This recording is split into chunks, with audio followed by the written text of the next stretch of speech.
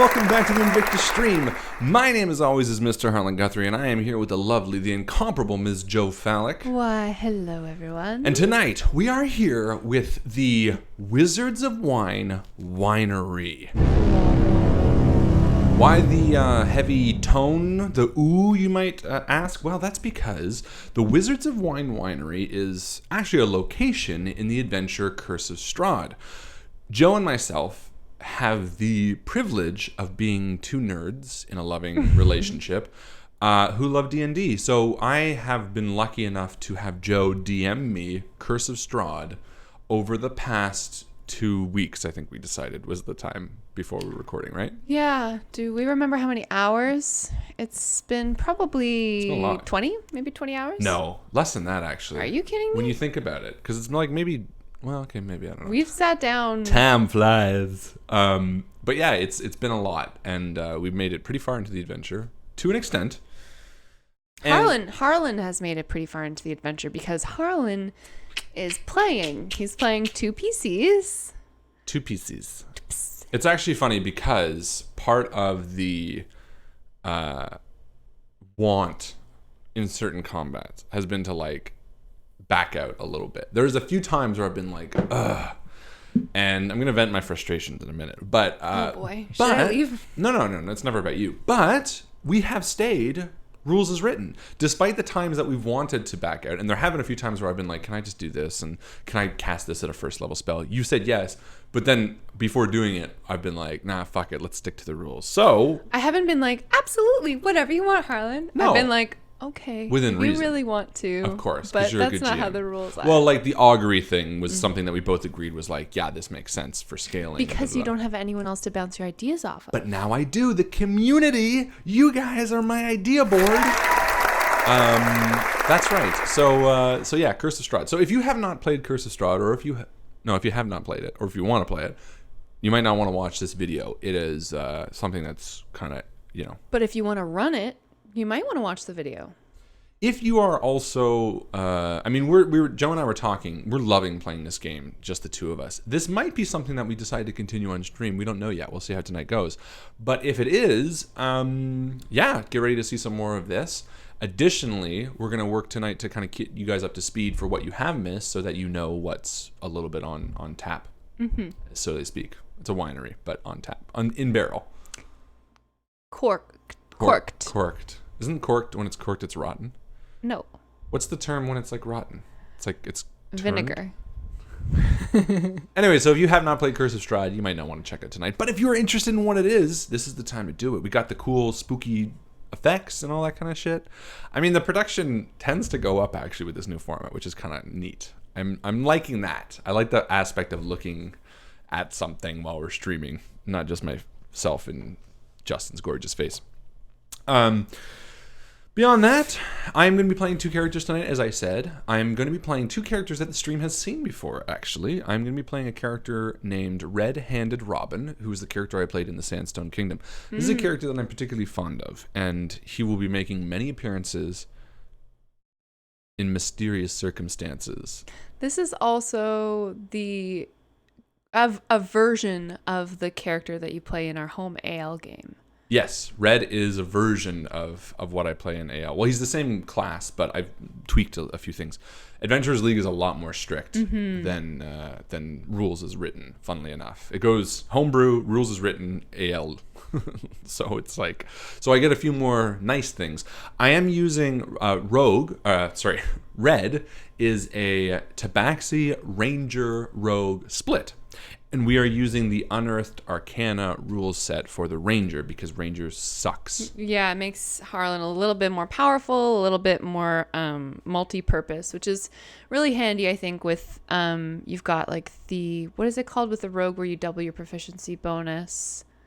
Expertise. You have your Rogue expertise. Yes. You've got your Ranger, abilities. Primeval awareness. That's the one. Well, just to speak on that for a second, the Ranger primeval awareness for the Rules is Written 5e is terrible. I don't even remember. I don't think I've used it. Oh, you can detect enemies in like a mile radius. It's just like generic enemies, and it's like never been useful. And we've been playing in the Underdark for going on 11 sessions in AL, and I have yet to use Primeval Awareness. In the Ranger Unearthed Arcana rewrite, which is published, quote-unquote, by Wizards of the Coast, the Primeval Awareness is totally overturned. You also have the ability to speak to beasts. It is fantastic comparatively. I'm also going to be linking both of my character sheets in the chat, so you guys can look at my character sheet so far. Who's the other character? I was building up to it. Sorry, Not I was really. just excited. So, yes, that's one of the characters. It is going to be Red-Handed Robin, a level 5 Ranger Rogue split. I am attaching it right now to the chat. See below for the attachment. The other character I'm playing is someone who I've also been playing in the Curse of Strahd game, which is really fun. It is a return of an old character, Graham Hereward.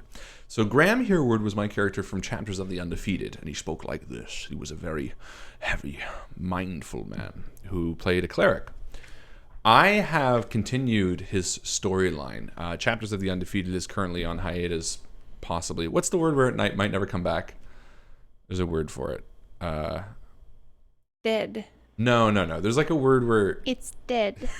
It's dead. It's dead. I'm not dead yet. But it's up there. But yes, it is definitely looking that way.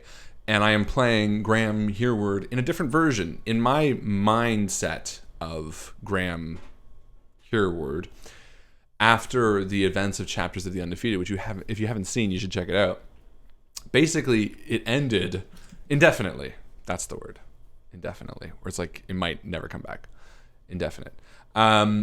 Graham was sort of the main supporter or the main actor in the death of an infant.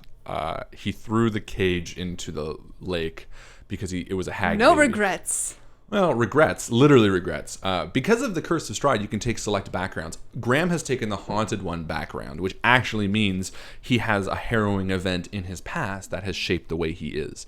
So it's cool. So Graham Hereward is now Graham Hereafter, and he is much darker, more cynical. And in fact, I've restatted him from a Tempest domain cleric, which we played in Chapters of the Undefeated, to a War domain cleric. So he has different spells now, but he's still the same person. So it's sort of like a jump forward in time from Graham.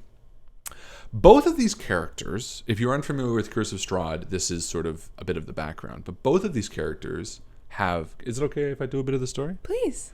Both of these characters were in their individual lives, Red in the Underdark and Graham sort of just roaming freely amongst the countryside, were engulfed by fog one night, separately.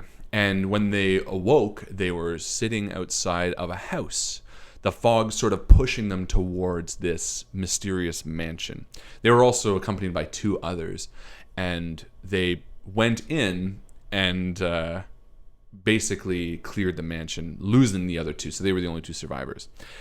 This house mission that started off Curse of Strahd is Frightmares. So if you have seen our Frightmares game, and you remember Mal and Amanda and Dustin, that was actually the Death House from Curse of Strahd. So we basically started at level 3 at the end of Death House because I remembered it pretty well. And Graham and Red had walked out. So you actually, for people who've watched our stuff, you know Death House just in a different way. That started off this campaign. They did a few missions around the first town of the village of Barovia.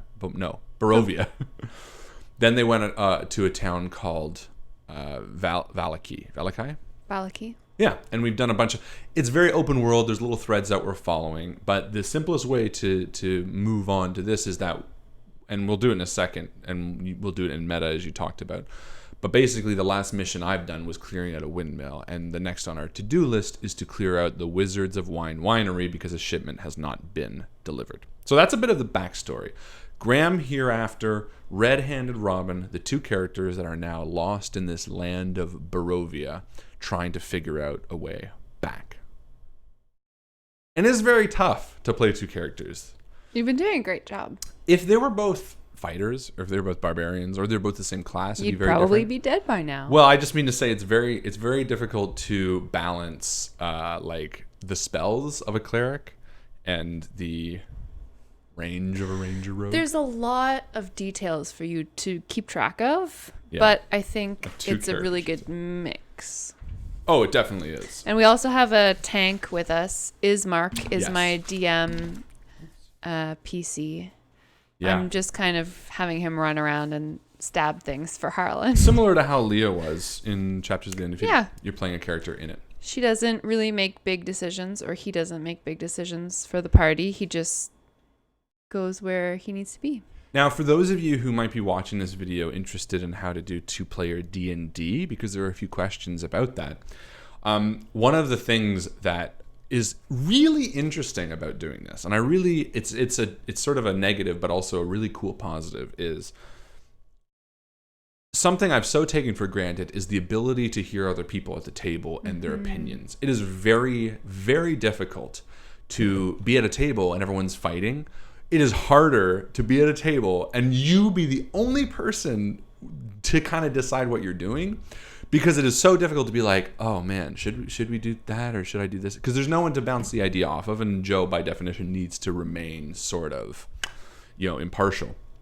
However, there is a skill, a spell, I should say, that is sort of seemingly, honestly, when I first read it probably years ago, or when I did Graham the Tempest, I kind of thought it was useless. It's a cleric, it's just a magic spell. It's called Augury. Augury basically allows you to sort of ask what you're doing, or propose what you're going to be doing next. Like, oh, I want to break into this windmill. And it's a level 2 spell. And then the GM will tell you wheel if it's a good idea, woe if it's a bad idea, or wheel and woe if it's got like beneficial, but it's also maybe a bad idea. So there's a lot of really useful things to come from wheel and woe. So if you are planning on doing a 2-player D&D game, I highly recommend looking at Augury. It's probably one of the most useful spells when you skim it down to just 2 players. Surprisingly so. Yeah, it's helpful. You need to be very careful to ask specific questions. Like, is it a good idea for me to break into this wagon? Is maybe not a great idea because, like, yeah, terrible idea because the wagon is really highly trapped and you're probably not going to notice that. And also, if other people notice you sneaking into the wagon, it's going to be a big problem, but there's maybe some treasure. There definitely was treasure, and I got poisoned like 17 times. It was terrible. You died. I died. I've died so many times in this campaign. I mean, knocked unconscious. Yeah. It wasn't, not permadeath. Yeah, but I've died very, very much. So, and actually, I feel like it's getting you ready though. to die? No, just like it's kind of taking away some of that fear of dropping to 0 hit points and making death saves. Like when you get to do it a couple of times, you're like, oh, but I can recover from that. Up until this, it was like, now I've dropped to 0 probably 5 times in this campaign. I'm not pulling punches. Yeah, she's not, guys. I wish she would. Lightning bolt, lightning bolt. Yeah. Psoo, oh my god, psoo, she did psoo. a cone of cold, which did 8d8 damage. It killed something like both of us instantly, and luckily the third guy, who's like the tank, was like able to heal us. He ran over and pulled a healing potion out of the ice and off dumped of your it down our throat, and I was like, okay, we run away. I've had to retreat a lot, which is pretty fun. I also wanted to say, sorry, go ahead. No, just it's a lot of preamble. Yeah, whatever. I mean, people are watching this for the 2-player D&D thing, I think, because I'm going to advertise that as sort of part of it. That's what we're doing. Because a lot of people are interested in how that works. Additionally, I wanted to say for Graham Hereward, I see the chat talking a lot about the hags. The windmill fight that just happened before stream that we ended from, spoiler, was three hags. hags. And it was funny because like I was like role playing it too. Graham was like, like he was like recalling the shit and all that kind of stuff. It was really funny actually because he got to kill a hag, the head hag too, and like get a bit of that vengeance back. I should get inspiration for it really, but anyway, that was a long preamble to say welcome. This week, or I should say, if you're watching this video on YouTube, please like the video. If you are not a member of our Facebook group, please join the Facebook group. When you join the Facebook group, you have a chance to win Most Valuable Post. Most Valuable Post is the post of the week that we distinguish amongst the rest, and we say, hey, you done good. And this week, I would like to award it to... drum roll sound effect... Mr. Terry Erickson. Terry.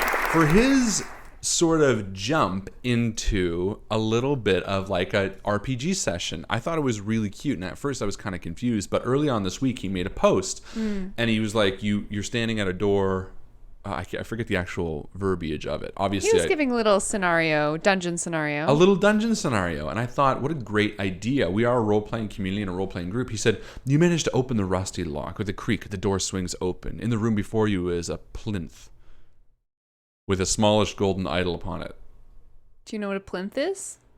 Yes and no. No, because I don't know what a plinth is. Yes, because Alex has had this conversation with me 1,000 times because he didn't know what a plinth was at one point, and we talked about it so much, but now I forget. It's like, imagine you walk into an art gallery and there's a sculpture that's standing on a big box, like a plain wooden white painted box. That box is a plinth. It's something that's meant to hold something else that's more valuable. Of course, I knew that.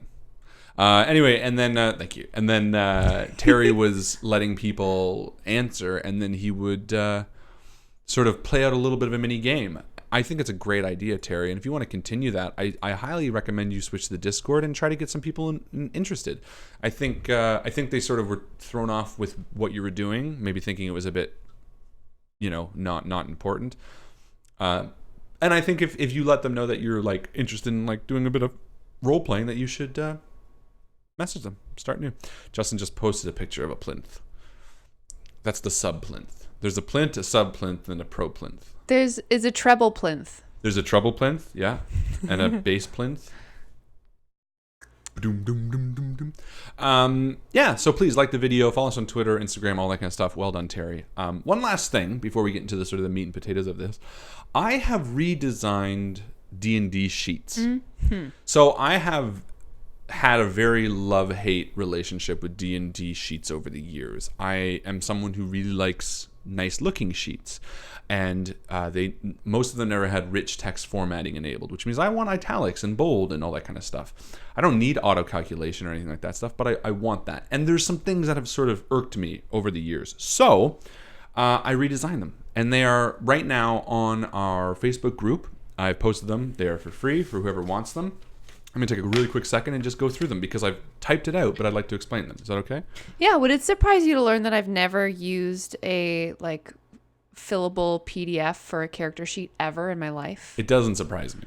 I have to have it printed out and I have to write it all in by hand. And a lot of people don't like that. And I think that's amazing. But I love what you've done and I'm excited to hear. So the first thing that this is all backwards, isn't it? Mm-hmm. So I can't really explain anything. All I will say is that the main differences are stealth disadvantage boxes for with you have it. So if you have a disadvantage, stars, clickable stars if you have expertise in something, fillable boxes above most attack spell areas so you can check off uses on things, scalable sizes for AC if you have multiple ACs, as well as what I talked about with rich text formatting. The big change is I've moved a lot of equipment to the second page. So this is now the second page where you have gold, you have magic items, and whether they are equipped. What are they called? Not equipped. Attuned. Attuned. A little scratch box for gold usage, as well as a quiver I love that. 20 arrows in a standard quiver. So many people don't count it, so I did that. Finally, if you are a cleric like me, I have created a really cool cleric page, which has all the spells that a cleric will have, as well as fillable modifier, all the domains, as well as all the specific spells. The reason I like this page is because oftentimes as a cleric, I'm trying to count how many spells I'm using. This has check boxes. I know it's backwards, but you can get the idea. Check boxes for as you use spell slots. They are all clickable and fillable. All of these are drop-down boxes for the domains that you have. You also have your class domain skills, and you have the turn undead checkbox, as well as your channel divinity total, spells prepared number, and all that kind of stuff. Making the third page of this a lot more useful than it currently is. So, if you are interested in any of that, go check it out on our Facebook group. It is pretty good, in my opinion. Any plans to rework character sheets for all of the different classes? I'm going to do one for Ranger next. The thing is, I've never played a sorcerer, wizard, or paladin, so I don't have any interest in doing that. When I start playing another class, I might do a rogue one, but I think this covers rogue pretty well. I'm going to do a ranger one because of the spells on the last page, but other than that, probably not. Until I play a wizard or a rogue, or a wizard or sorcerer. I really want to take a wizard to like level 7. The highest I got was level 5, and I'm always the DM, so I never get to take a PC up there. Always the DM, never the PC. Yeah, but you just said you don't use form fillable anyway, so I don't. Wouldn't benefit the change to sorcerer. No, I just got excited about playing D&D. Here we are. You did. You get to play all the NPCs. Yeah. Oh, I should mention real quick, Anvil. I just did a sort of a promotional video for them, but they sent us some free minis. This is Justin's Kenku. Justin, take a look. He's in the chat. He might have left. Nope. This is your Kenku. So you got your hand out to spell. You got your shield. He's a lot more action oriented than the one you have. And this is actually Red-Handed Robin. This is the character I'm going to be playing tonight. He is holding a bow, he is knocking it, and he has a snout because he is a fox. We're going to do some painting. Yeah. Someone messaged that and they were like, "Hey, are you going to paint these?" And I was like, "I'll try."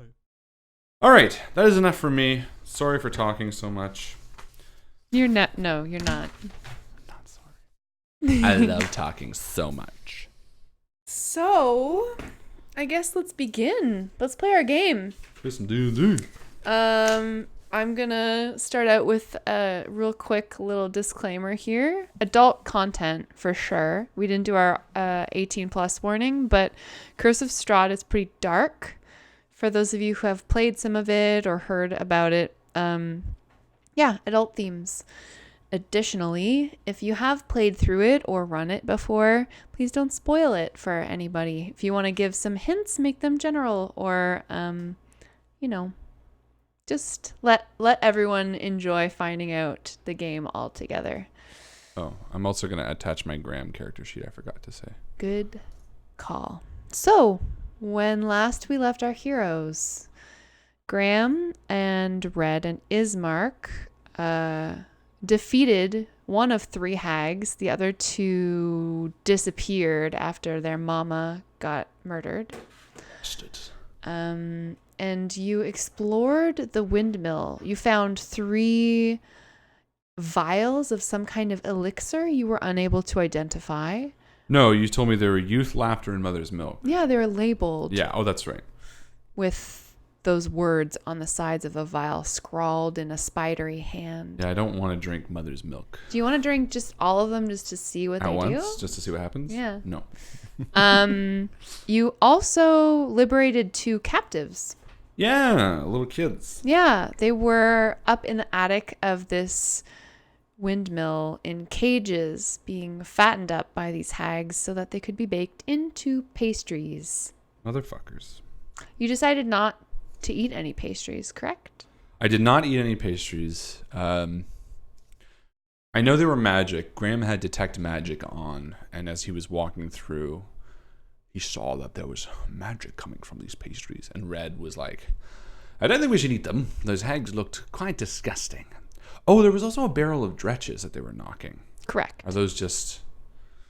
I was going to roll a religion on them, actually. And I kept on failing. what? On the dretch barrel. Okay. Can I roll? You can roll Arcana. Yeah, Arcana, I think it was. 20. You know that this is an implement that the hag uses to summon dretches? Okay. It's not something that you would be able to use. No, I don't want to. Good. I just want to make sure it's not. It's like a static object. It's not going to start randomly spewing creatures. That's exactly you don't what have I to want. destroy it. Yeah, that's what I want to make sure. You could try if you wanted to, but right now it just smells really bad. No, it's okay. So upstairs you met a little boy named Freak, who's 7 years old, and a little girl named Myrtle, who's barely 5. So cute. And they're excited to join you on your adventure. No, I think didn't they say they were from the village? Well, I actually didn't ask them. Where are you from, children? Oh, we're from Barovia. The village of Barovia. That's right. Well, how did you get here? Did you get taken? Yeah. And little Freak looks up at Red. Well, my parents, they were buying pastries from these mean ladies, and they didn't have any money anymore to pay for more pastries, so they sold me to them. Sold you? Yeah, so that they could keep having more pastries. And Graham sort of eyes the pastries. Interesting. So maybe it's like some sort of spell that makes you keep eating them? I remember Mama used to have a pastry, and then she would lock herself in her room for hours. I wouldn't see her all day. Yeah, that sounds horrific. Okay, let's not do that then. You sure you don't want one? Yeah. No, in fact, I think Graham would destroy them. The children. No, I think he would destroy the pastries, like wheel them out back. And you said there was like a pile of rubble out back. Yes, there are. Yeah, I think he dumps them and like sets a little fire. Okay. You burn them. I mean, there was like a perfectly decent oven in there that you could just burn them in, but then he burns them in the oven. Whatever. He wanted it to be more cinematic than that. I like that. No, because Graham is a vendetta. Most definitely. You also are down one horse. I don't remember if you remember. Yeah, but I didn't kill him. I just slapped him forward. Harlan shot a horse at the windmill. Hold on. I didn't shoot the horse. I slapped the horse and sent him towards the windmill. I'm going to actually roll track and try to find him. Yeah, you can absolutely. Survival. With a 20. Hey, the hoof prints travel some ways down the valley, and you can follow them quite easily. As you track the horse, you come across 4 ancient stones near the windmill. Really? Yes. Do you approach them? What do they look like? They are tall. Several ravens circle overhead. There's one that's perched on the top of one of the stones, and it's pecking at something. 4 stones? Yes. Can I don't know, roll insight on the raven? See if... Actually... You have an ability for that. I do. So the Unearthed Arcana Ranger has a really amazing ability, which I'm so happy they added, because honestly, Rangers suck. Don't get so down on yourself. No. Regular Rangers as written suck. That's what They're the lowest utility and damage dealing. Just statistically, yeah, they're bad. I just mean to say that the abilities that they've given the Rangers in the Unearthed Arcana make them so much more fun to play. I have an ability now in Unearthed Arcana with an action. Through sounds and gestures, you can communicate simple ideas to a beast, reading its basic mood and intent.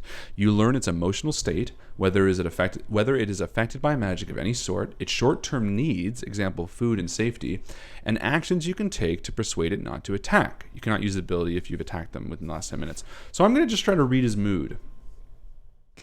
Okay. His emotional state. Does he seem nervous of the stones and irrelevant of the stones? It is...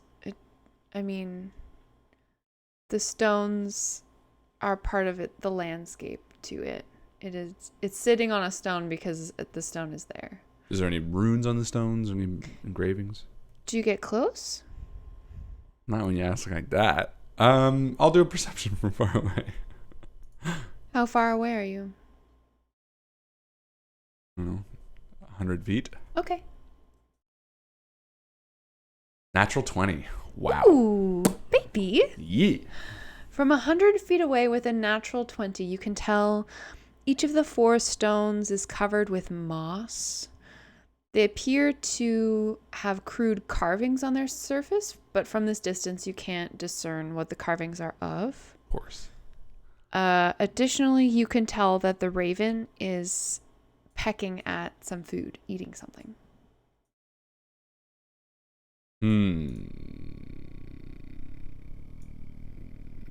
I mean, I don't know. Everything here kills you.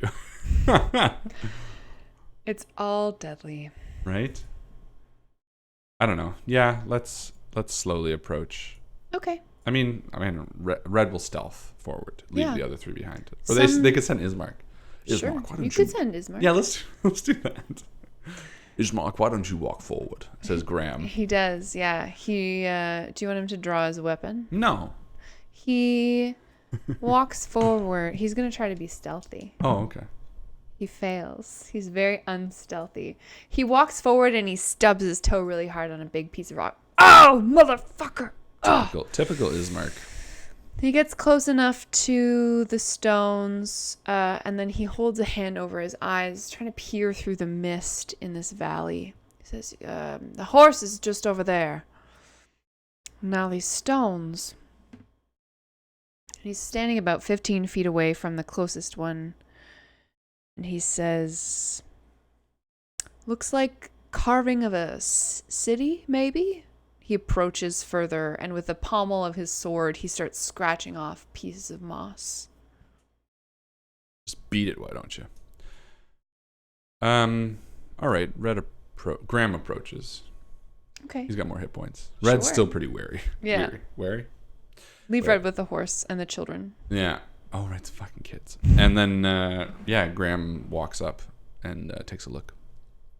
Graham, you see carving of a city depicted in the wintertime, covered in snow. Can I roll history to see if I recognize it at all? Yes. I'm rolling gray for Graham. Oh, 20. I've been rolling nothing but 16s and 20s so far. That's crazy. That's my third 16. But 20 plus is history. Roll religion for me. On top of history? I mean, you can apply that 16 to a history Same religion. thing. So it's going to be a 20. It's a I 20. have +4 for both.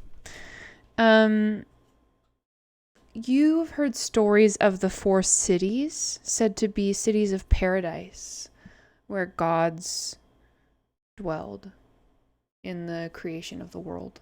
This isn't something that you truly believe, as you worship a different patron. Can I tell what patron it belongs to?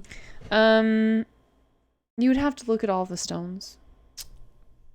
Fine. Graham looks at the other stones. You go over, you peel off some lichen. Each city appears arrayed in the trappings of a different season. Spring is arrayed in flowers. The city of summer has a sunburst overhead. The city of autumn is covered with leaves. And you remember hearing Barovians speak of the Morning Lord and Mother Night. This would probably be their Genesis story. Morning Lord. And Mother Night. Okay. As you walk amongst the stones, Graham, your foot catches on a stone circle in the center. 5d8 falling damage. You die forever. No, you find a small pile of children's teeth. Ooh. Now you can roll religion again. Ooh. If you would like. Yeah. Or you can just run away. 22. Oh, wow. Yeah. Wow. Yeah. These have been placed here to desecrate the worship site. And they're probably an offering to an evil entity. And this is close to the hag's place, isn't it? Yes. Yeah.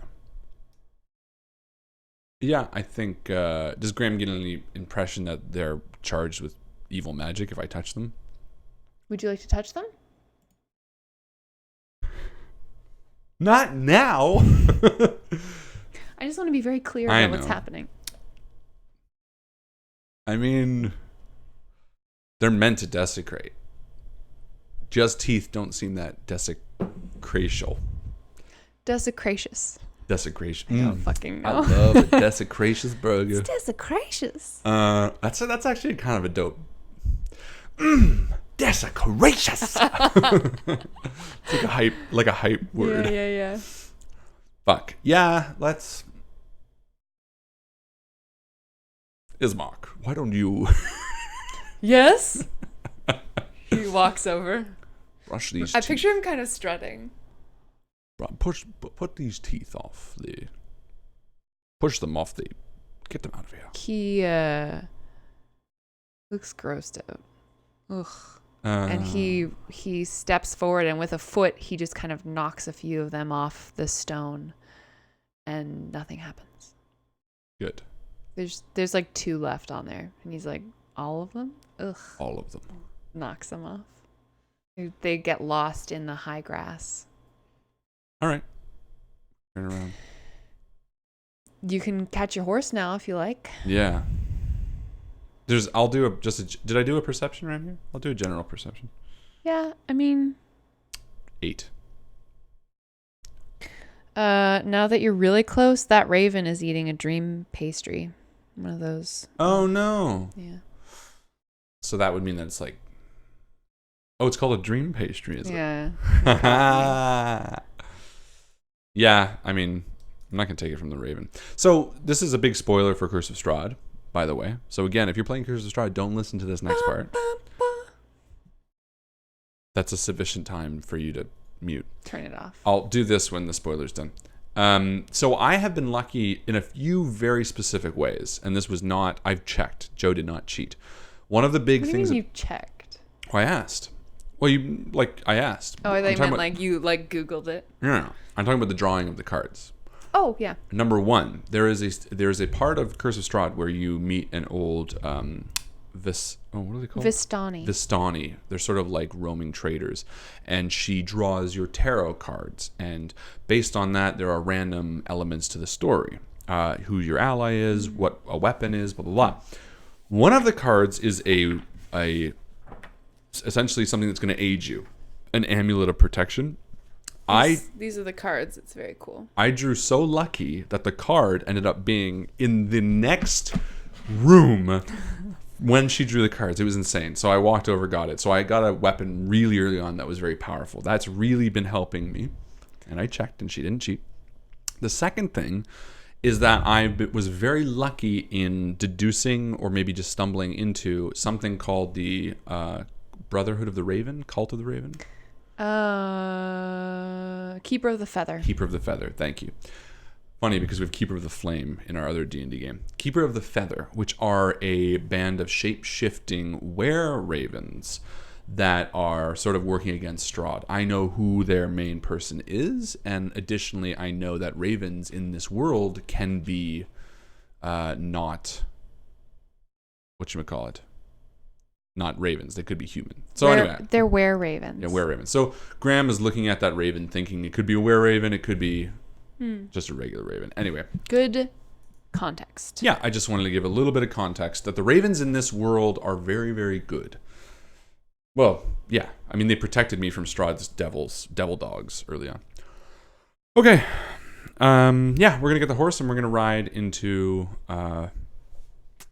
Vallaki, and I'm thinking honestly, just for expediency's sake, we're gonna sleep, and then we're gonna head out the next morning. Because also I need a long rest because all my spell slots are done from that hag battle. Where did you want to sleep? Probably the church. Yeah, check in on Irena.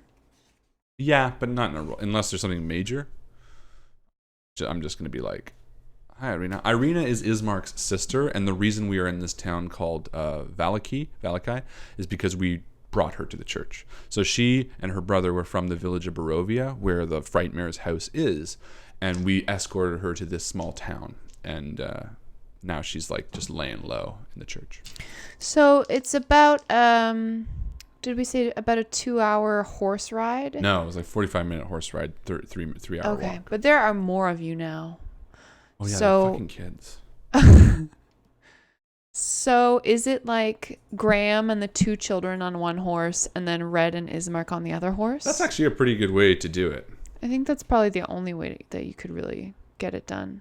So here you go. I could see Ismark and the kids on one horse too, but... Just for reference, a horse can travel 6 miles in an hour at a normal pace. From D&D? Yeah.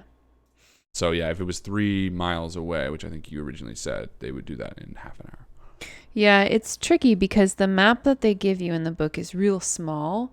And then 1 hex is a 1/4 mile. So you have to like count out all the hexes, figure out how many miles. So how many miles an hour? 6? 6 miles an hour. Oh, an unencumbered horse. So encumbered can carry less than 80 pounds of rider. Needs to be carrying less than 80 pounds of rider and equipment to get to its full speed. 80 pounds. What? Oh, loaded between a speed of about 50 and carrying to... Okay, so its speed would be 30. So if its normal speed is 60, It's doing half that. So if it would do half an hour, so it would travel back in an hour. Because it would normally be half an hour. It's going to take an hour. So I just counted out the hexes. Yeah. It is about 6 miles. So it would be... You're traveling 2 hours. 2 hours. Cool. Well... Poo and fart. I mean, that's if I don't spritz up the kids. Spritz them up? Spritz those kids. We might not even get to the fucking winery on this rate. Yeah, let's see. Guys, it might be the Wizards of Winery Part 1. The Wizards of Winery. Going to the winery. Yeah. Okay. Guys, I'm going to really need your help tonight. I'm going to need to bounce ideas off if you. So, let me know what's going on. This encounter has 4 words associated with it. It goes thusly. You find a corpse. Ooh. Damn it. Wait, is this after Vallaki? This is on the way to Vallaki. So I don't even have any the fucking 4 of spell you are slots. traveling on the road together. We're going to ride right past it.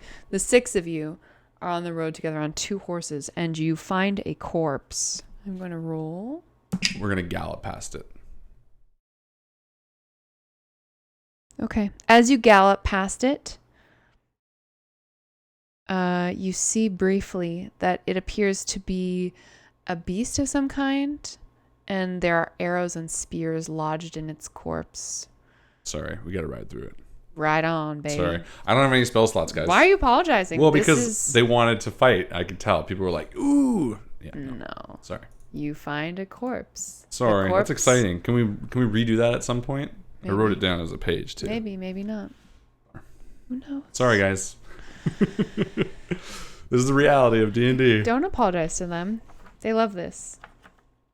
Most importantly, I actually don't have my sheet for my spell slots. It's in my binder. So I don't even remember what. I think I might have a level 1 spell or something. Okay, so you ride into town. It starts to rain immediately as you pass through the valley. And you are stopped at the gates of Vallaki, the eastern gates, by the guards. They say, "Halt! Who goes there?"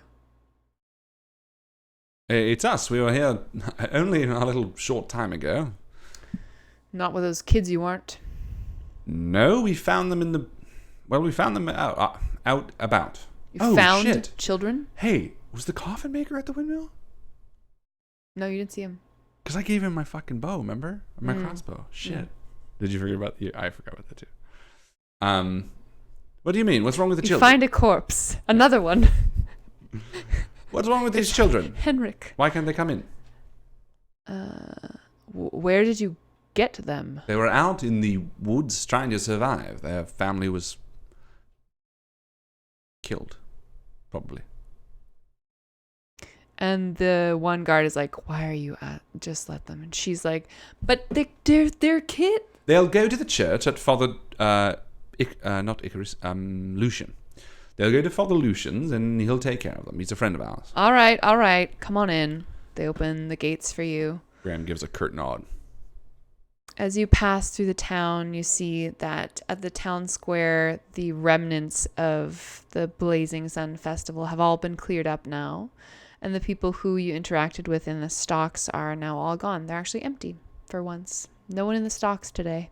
The Festival of the Blazing Sun was meant to keep the vampires away, where the Burgermeister tried to light it on fire, but he failed because it was raining and someone laughed. So he lashed him to his horse and drove him around town until he died. And the Burgermaster's like, anyone who laughs gets in the stocks. So it's a very, very tense town. Charming. We have yet to interact with them, actually, thankfully. You ride all the way through town, past the Blue Water Inn, past the dismal occupants of the houses, and to the church. Yeah, and we'll step off, and Red will take the kids by the hands and lead them inside. Father Lucian, this is, these are 2 children, Freak and Deke. If you could take care of them, I was hoping maybe give them a little home. Their parents seem to have Of course, yes. We always need altar boys and girls. Come, children. I'll show you to your room. And they're like, oh, this is beautiful. Oh my gosh. And Red will walk over to Irena. She's darning socks. She's sitting in one of the front pews with her feet up, and she's got a wicker basket beside her of laundry. She seems to have settled in fairly well in the past 4 or 5 days that she's been here. Everything all right, Irena? She sees you as you approach and puts down her needlework. Stands up and she brushes her clothes, the wrinkles. And she looks at you and she says, he was here yesterday. Ooh. Strahd. Yes, we heard. And I sort of nervously look over my shoulder.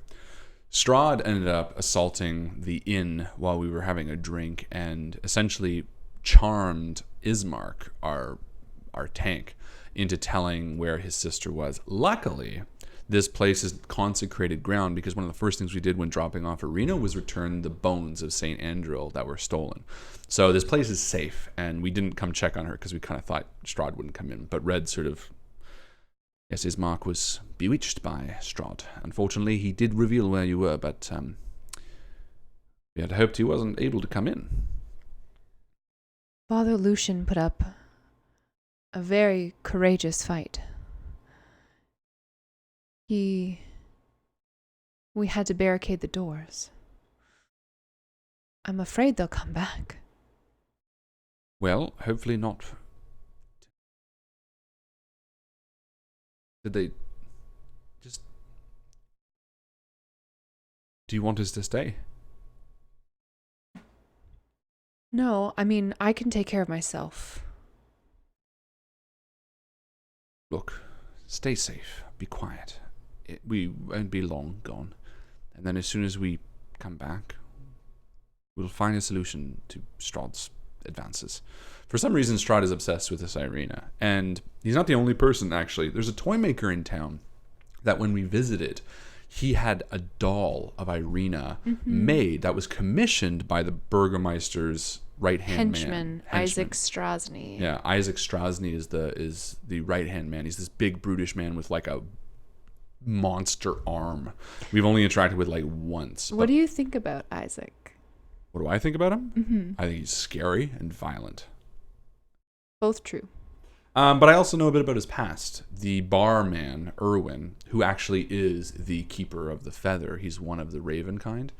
He grew up with Isaac and revealed a bit of information about his past and things like that. So I'm concerned because ultimately this doll that he's had commissioned by the Toymaker looks exactly like Irena. I think it's for some nefarious reason. But I also don't really know how to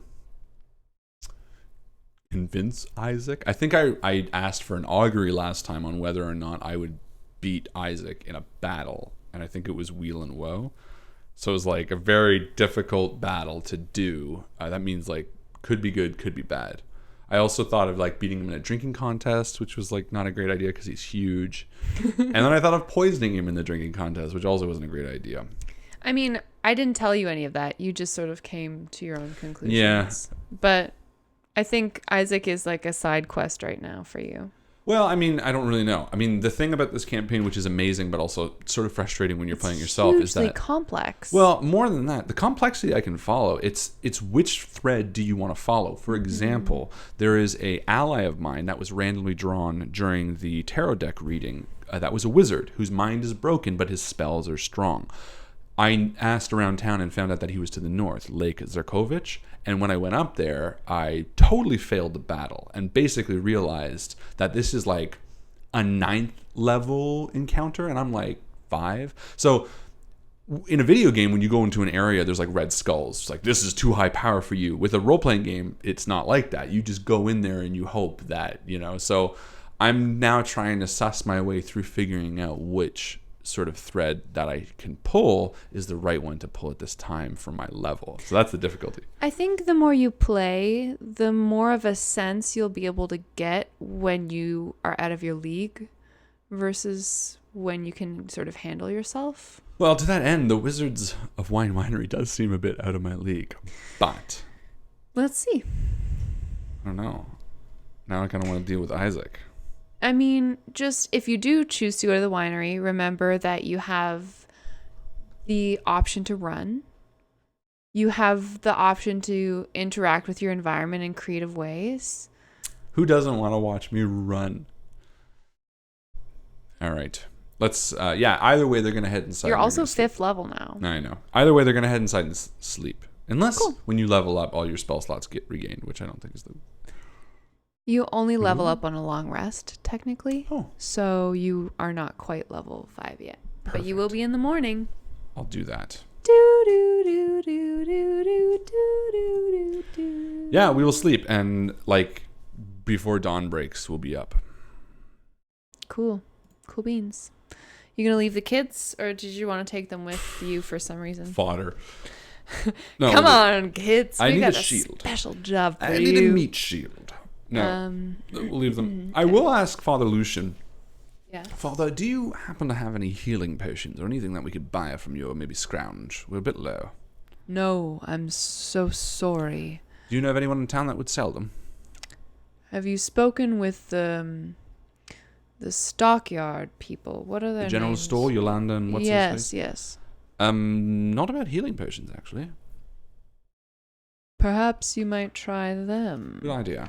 Yeah, so we'll hop, skip, and jump over to them, actually, before... I actually think they have a smaller inventory. Let me just double check, but I think they have a smaller inventory than Bill Barovia person does. Doop-a-doop-a-doo. There's a lot of this, a lot of Joe flipping, which That's okay. I like. Yeah, me too. It gives me time to remind myself what the hell I'm doing. I have all these leads. Yeah, unfortunately, Gunther and Yelena Arasek sell items from adventuring gear table in the player's handbook that have a price of 25 gold or less, but at 5 times the price. So healing potions are 50 gold. They don't have any, unfortunately. And the first town the guy sold them at 10 times the price. Bildrath's Mercantile. Which means a 50 gold piece healing potion was 500 gold pieces. Yes. It's crazy. Yeah, so, I mean, Barovia is a land of scarcity, and that's the reason that you're headed out to the wineries, because this is the only place that makes wine in all of Barovia. And as you have seen on your travels, a lot of people seek alcohol for comfort. There's not a lot that exists to make people happy. Then we all seek alcohol for comfort, I mean. Very well, let us head out, and this time Ismark and me and Graham each have a horse, so we don't have to slow down at all. Do you have 3 horses? Or 2 horses? I thought you had 2 horses. Oh. You didn't buy one for Ismark. Fucking Ismark. Can he buy himself a horse? Can the stream buy him a horse? Fine. We'll ride with Ismark. Let me count some hexes for a moment. Sure. In the meantime, I'm going to fill in people about some of the other things that I've encountered in town because I'm enjoying this. You might want to check it out. So as I mentioned, the tarot card reader, she read a number of things that sort of defined what I would find and where I would sort of find them. I have found only one of the things, but basically this is how it worked, and this is what she sort of said that I would be getting. She said there was a healer to the west in a pool blessed by white sunlight. She said there was hope, and this is what I've already found. She said there was hope. Look to the one who sees all. Treasure lies here. That was her. That was why I said it was in the room next to her. There was a weapon, she said, called the Avenger. It was found in the dragon's house by hands that were once clean, now corrupted. And I've asked the shopkeeper or the innkeeper, Erwin, and he gave me a location called Argen Vustholt, which is like a mansion where a dragon died, but I think that's really high level. That sounds easy. And then there was the help, an ally, the broken one, the wizard whose mind is broken but spells are strong, which I already know is high level. And then it just said the enemy is the beast, which I'm assuming is Strahd, and said he sits on his throne. So those are the tarot cards that she read me. So my leads are the weapon, which again is too high, the ally, which I know is too high, the healer pool, which is to the west. I know I'm kind of in the middle of the map right now. There was a dusk elf around the Vistani who talked about something called the Amber Temple, and basically said that that's where we go before we kill Strahd, and he wants to come along. So that's something to do. The Toymaker, who made the toy that looks like Irena, is really ditzy and very cute. I love when Joe plays them.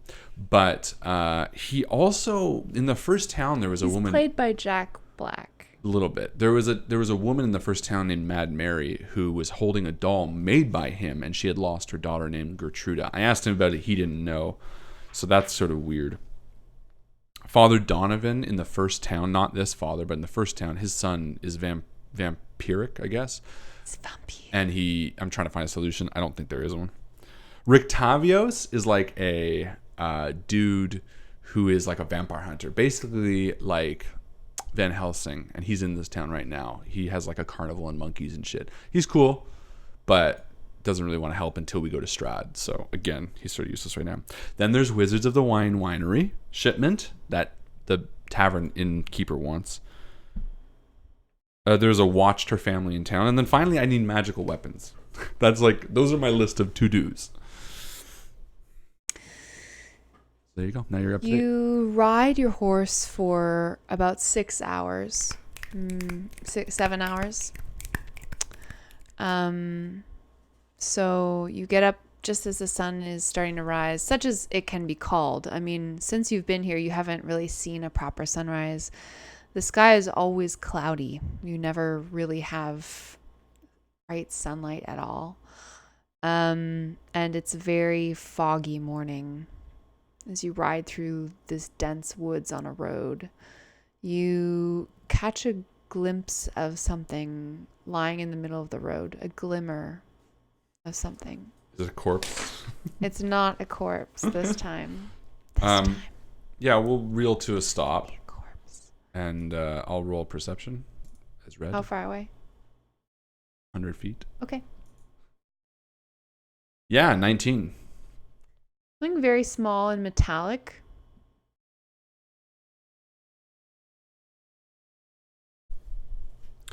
You just catch like a glint of light off of a facet of something metallic. Yeah, I guess Red will sort of like hop off his horse and stealthily approach. Okay. Because everything in this town kills you with a 22. You are very stealthy. Yeah. You pad forward carefully, and you get close enough eventually to see that there is a tiny clockwork figurine of a dancer laying on the ground, just on the road in front of you. So this is where that impulse to play smart kicks in, because like I assume something's wrong with it. Like, see, these are the 3 layers of thought. First is, okay, there's something wrong with it. It's cursed. Second layer is, okay, but if I check for magic, I can grab it. But then the third layer is, why do I need this or want this? We ride on. You run back to the horse. Yeah. Jump on. And ride past. And ride away. Yeah.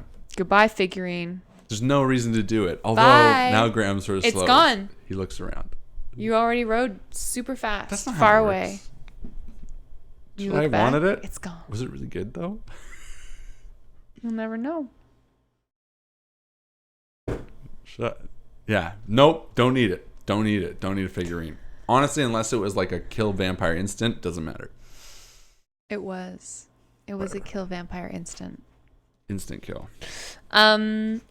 So it's coming up on, I guess, like 1 p.m. and it's been raining quite hard for the past couple of hours. Ismark has his cloak's hood pulled up against the barrage of just wind and rain. This is Red. Super miserable out. The horses hate it. Graham doesn't. Graham's new do is he's got really short gray hair on top and like a long silver gray beard. His eyes are like dark. In fact, part of his background says, "Those who look in my eyes see the unimaginable horror that I have." Commoners will extend me every courtesy. This is actually a benefit to his background of being a haunted one, which is only given for Curse of Strahd game. So he took it, and you can actually select that as your background. Like this can be your +1 book if you wanted to make an adventure. For sure. I just mean to say it's from the Strahd adventure. Mm-hmm. After half a mile, the road becomes a muddy trail that meanders through the woods, descending gradually until the trees part, revealing a mist-shrouded meadow. The trail splits here. One branch leads west into the valley. The other leads south into dark woods. I guess I don't know where the Wizards of the Winery is. It's way, way, way off to the west, on the western side of the map. I mean, guys, we could just go south. A wooden signpost at the intersection points west and reads, Vineyard.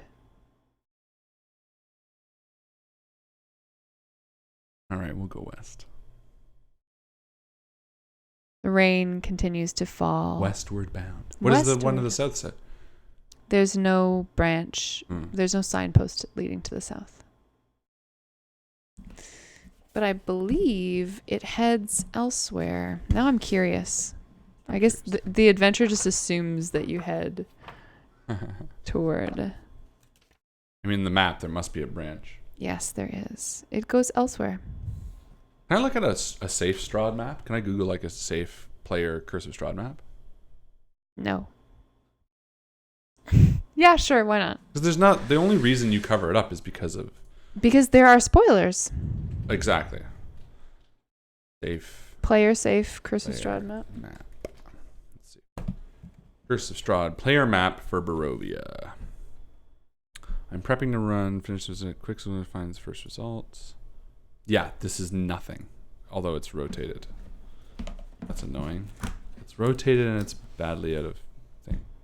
I like as well. Players are going to be hand drawn, not exact. Oh, it's a hand drawn map. Speaking of hand drawn maps, I have this. Ooh la la.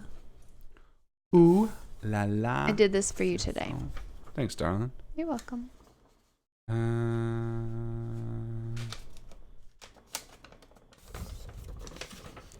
Thrilling audio. Should I show map player's map?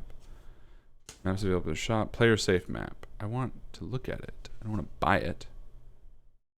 Curse of Strahd, Land of Red, digital DM and player versions. There we go.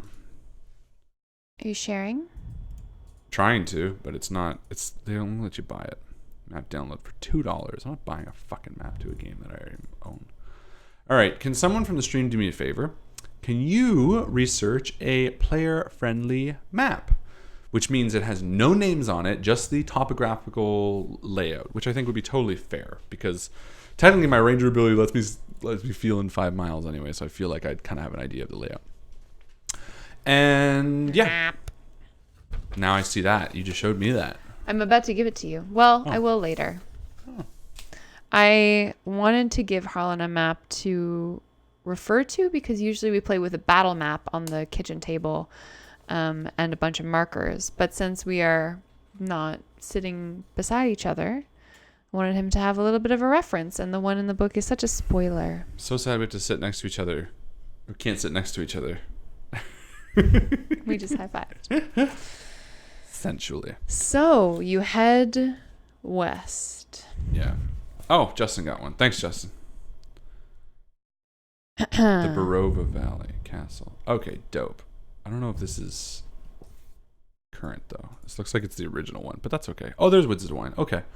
Vallaki. So yes, that's really good actually. Is that on point? Yep.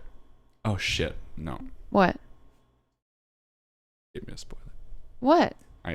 I would guess the Luna Lake is where my thing is because it's bathed in moonlight. Well, thanks, Justin. That's not his fault. Honestly, the Luna River would have passed, and I would have asked. Stop posting pictures now. All right, now listen to the words. I'm just too clever. That's the problem. Listen to the words that are coming out of my mouth. Unpainted fences blindly follow the trail, which skirts north of a sprawling vineyard before bending south toward a stately building. The fog takes on ghostly forms as it swirls between the neatly tended rows of grapevines.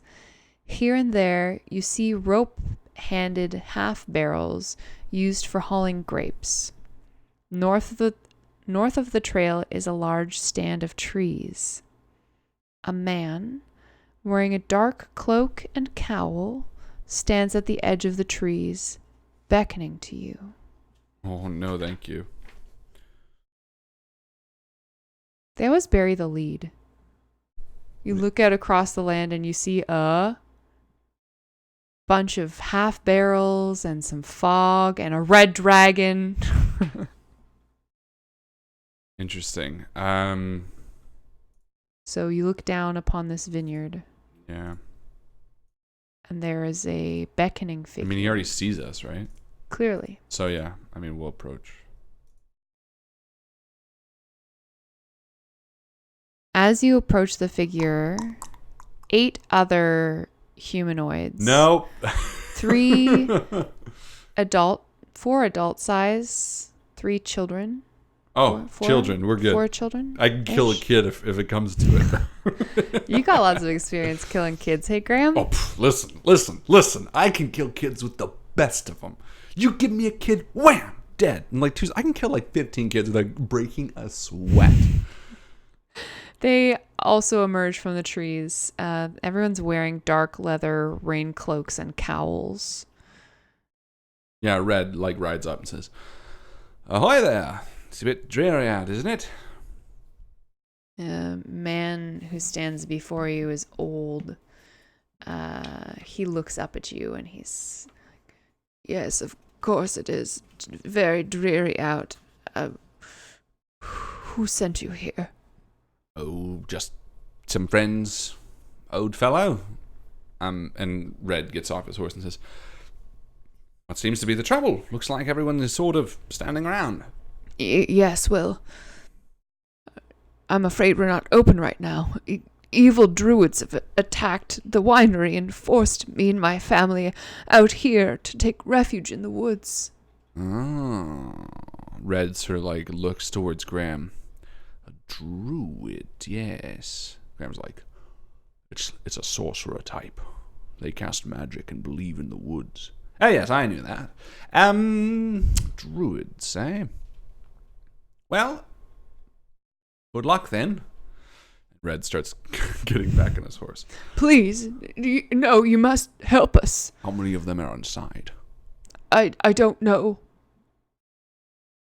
It's difficult for us to understand the situation.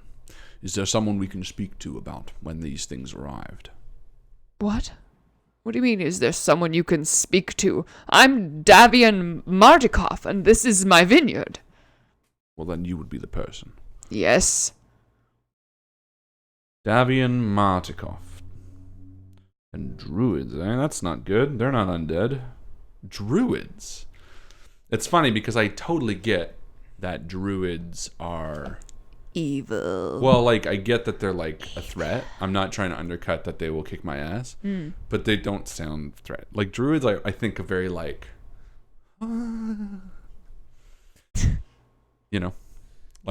tree people. Hippies. All right. So we get off our horses and tie them up and lead him a little bit off ways so he can speak freely. Davin, you said yes? Yes, that's right. My name is Red. This is my companion, Graham. Davian. Davian, my apologies. I forget the I in my name sometimes. I forget I, too. And this is Ismark. We are here to help, of course. Thank you, yes. I appreciate that. Please tell us everything you know about these druids. When did they come? I'll tell you once I can remember. Just give me one moment. My brain is so foggy. Oh, of course. You take your time. Druids, eh? So, Graham has a lot of good stuff against undead. Red has a lot of good stuff against undead. Neither of them have particularly great stuff against... Oh! The druids attacked 5 days ago. 2 days ago, they returned with a horde of terrifying creatures and drove us from the winery. We've been out here for two days.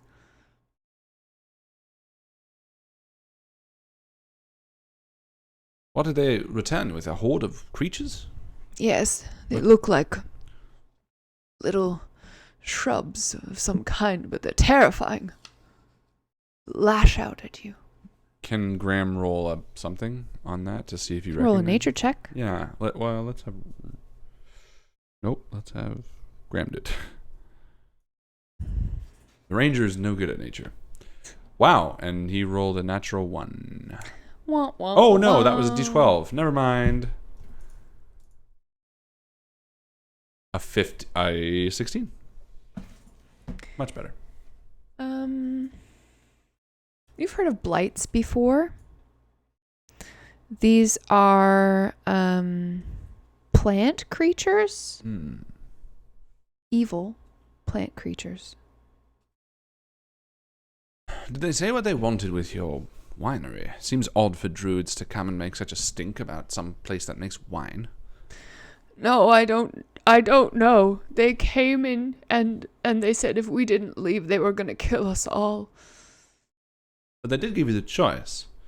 Well, I think it was mostly just because they didn't want us to put up a fight.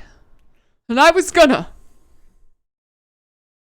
Does it seem like maybe they'd be open to a conversation, or do you think it's strictly combat? I don't think they'll leave without a fight. But do you think they'd be willing to speak before a fight?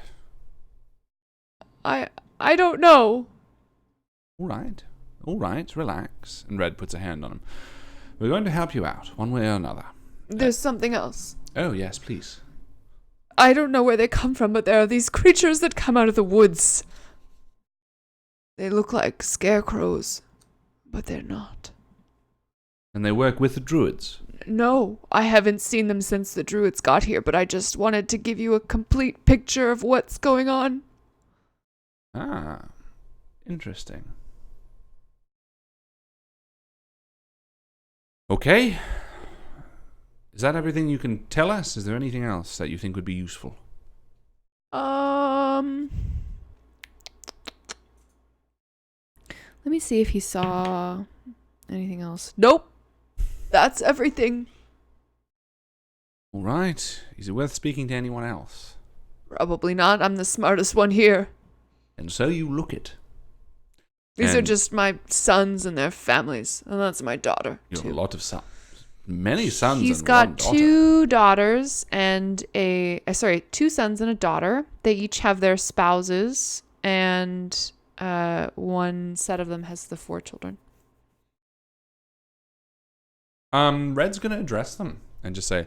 He's going to dress them? And he's going to say, ladies and gentlemen, I want you Makeover not to time. worry. We are going to figure out exactly what's happened. Obviously, none of you are at fault. And I'm going to roll insight. With a 19. You see Davian as he crosses his arms and goes, Do none of them look guilty?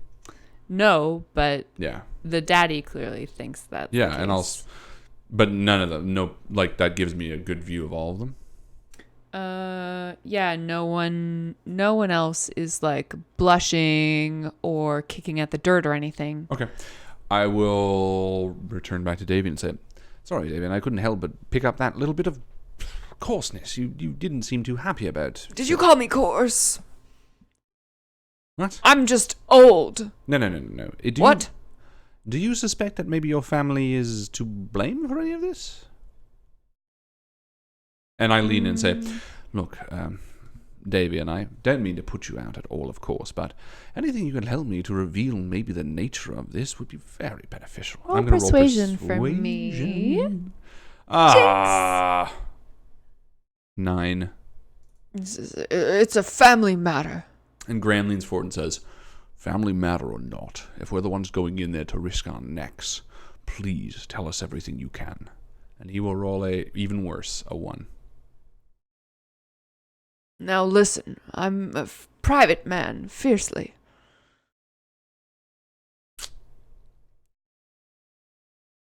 And then Red turn to Graham and says loudly, well, fair enough. If they're not going to tell us, then we might as well just leave. And he's going to roll a deception. I mean, I need something. He's got information. That's a 10. Fuck. I was rolling so well, too. Some adventurers you are. Who said we were adventurers? We're just You look it. We're just wine experts. You just wander around in splint mail? Splint mail? Is that what it's called? Graham's got splint mail. Knew it. All right. Yeah. Excuse me. Okay. So Red turns around and pulls Graham and Ismark aside and says, clearly there's something that he's not telling us. Ismark, go persuade him. Go. Graham's like, yes, Ismark's like, go do it. I'll take care of this. Go do your job. And he like puts an elbow on the guy's shoulder and he's like, you seem like Ismark's got the accent. what does he sound like? He sounds like he's from Transylvania. So you do him. No, he doesn't. A little bit. He's got a little bit. You sound like. No, I'm not gonna do it.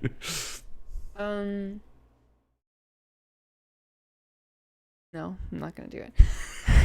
You're like debating. No. I want to suck your blood. He doesn't sound like that. He never has sounded like that. In my head, yeah. He says,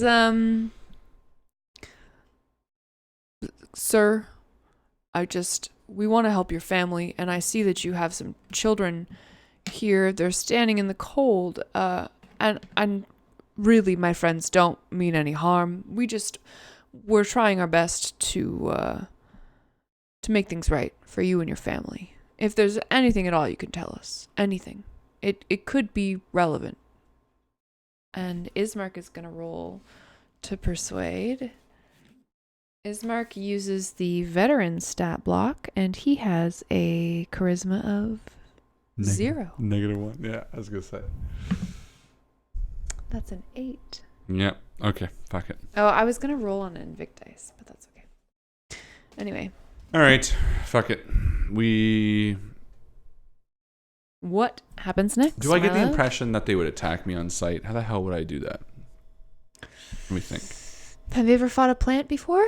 No. Or a druid? No. Well, you don't know. I mean, Graham then. might have. Did Graham? I'm gonna roll for Graham. He had a lot of time. He's gonna roll what? History? No. He doesn't know nothing. You already did. You rolled nature on the description of those plant that's right. creatures. So, that's what's up. All right. Do you continue toward the vineyard? I mean, Vinery? Here's my logic. Winehouse? Stream. I need your help. Here's my logic. They didn't go in and kill everyone. They asked them to leave. They didn't want bloodshed. And I don't necessarily want them out yet. I want to know why they're here. My impulse...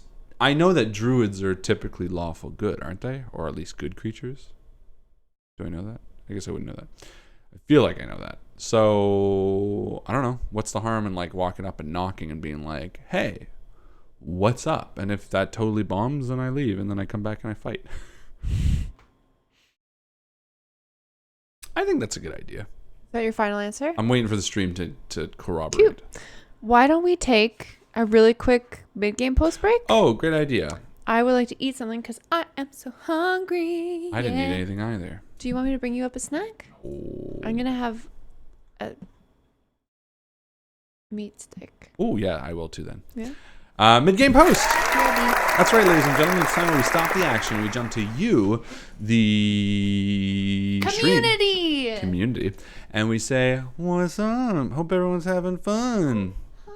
Oh, hi. Joe's walking by in the background.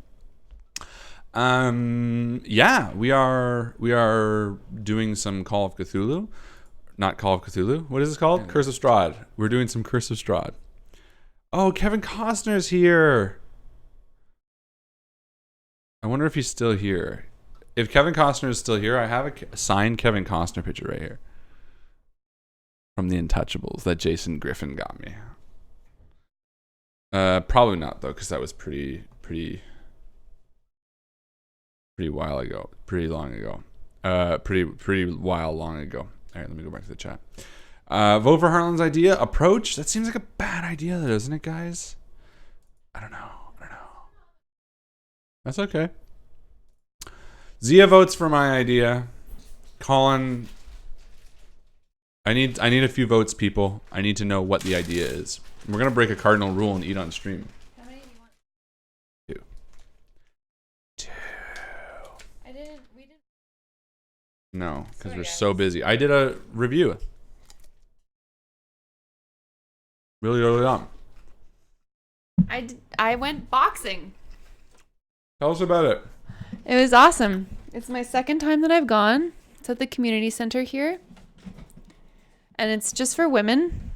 It's called Boxing Boot Camp. And they kicked my ass.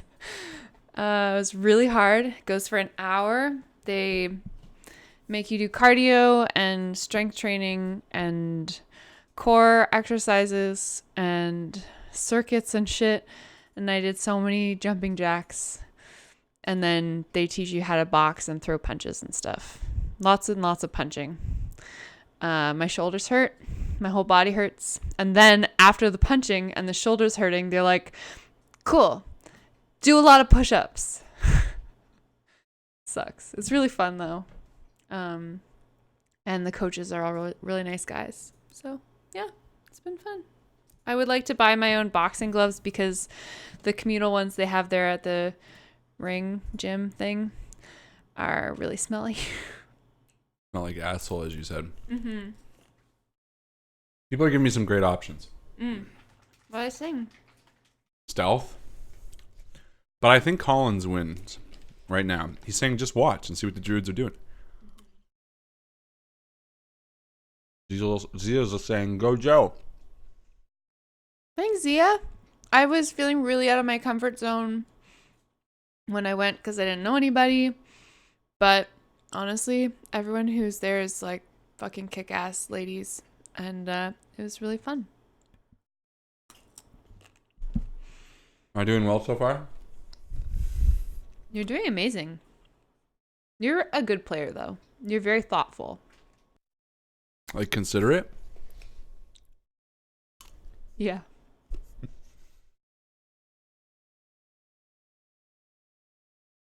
I'm not. Can I have another one? Mm-hmm. Thank you. Lou's going crazy. Just Yeah. smells it. Loves it. How great streaming is this? This is the best. We can't get better than this. This is the top.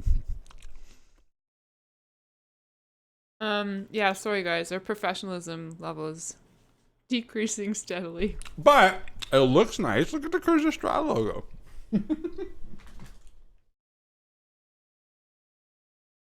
Decreasing and increasing. I'm gonna wash my hands and then I'm ready. So Holland's gonna leave me alone with pepperette in my mouth to talk to you all. I think he's gonna die. It's a really hard encounter. There's so many enemies. There's like 30 outside. Don't tell him.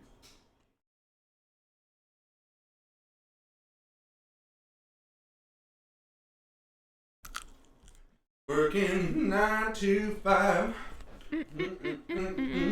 Working 9 to 5. Good dance. You like that? Mm-hmm. Oh. It's just on my belly. That's for the X-rated show. That's for me. That's for And you. no one else. No one else. Hey, Mark. Not you. Not you. Just me. Yeah, I'm wearing pajama bottoms. Welcome to reality, pal. Do we have any problem there? Probably. Oh, just beer and Gatorade. You want to split a Gatorade?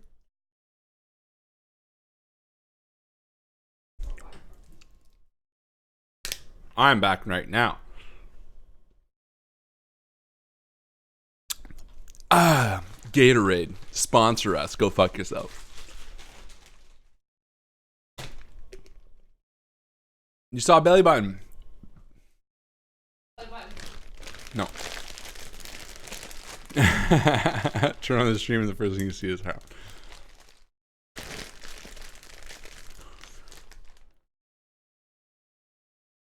Dance, Harlan, dance.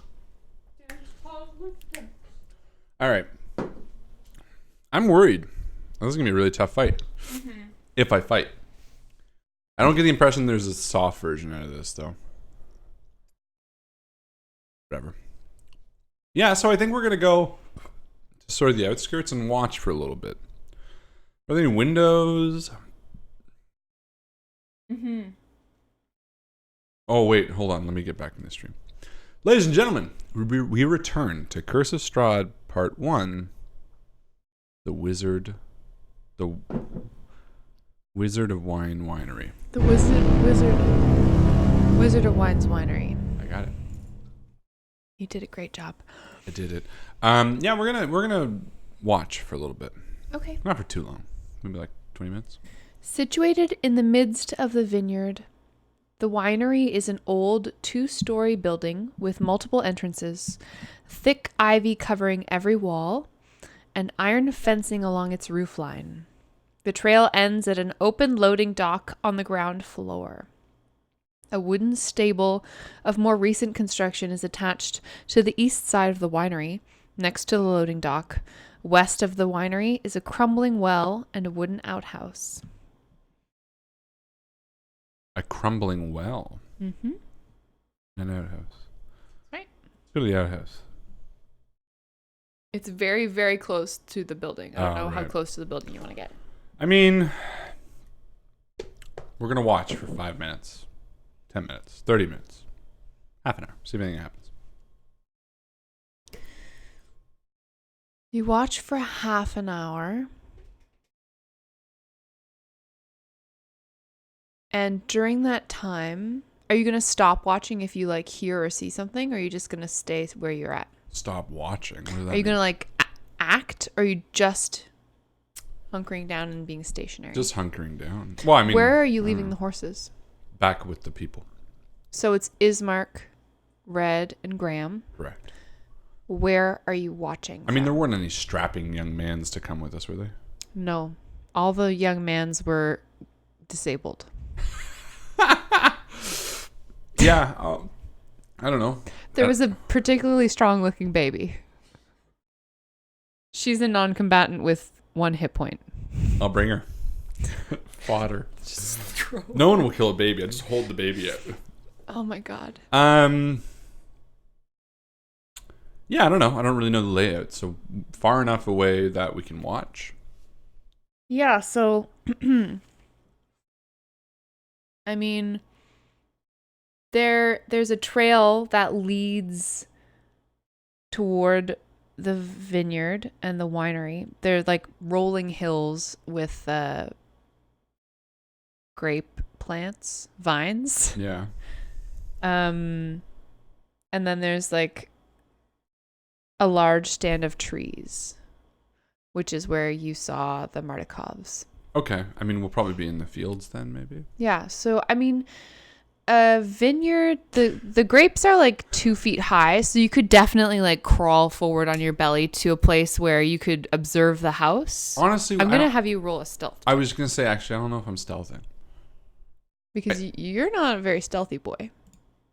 Yeah, no. Both of these guys roll with disadvantage. I So need does the AC. Ismark. Mm-hmm. So does Skidmark. Ismark.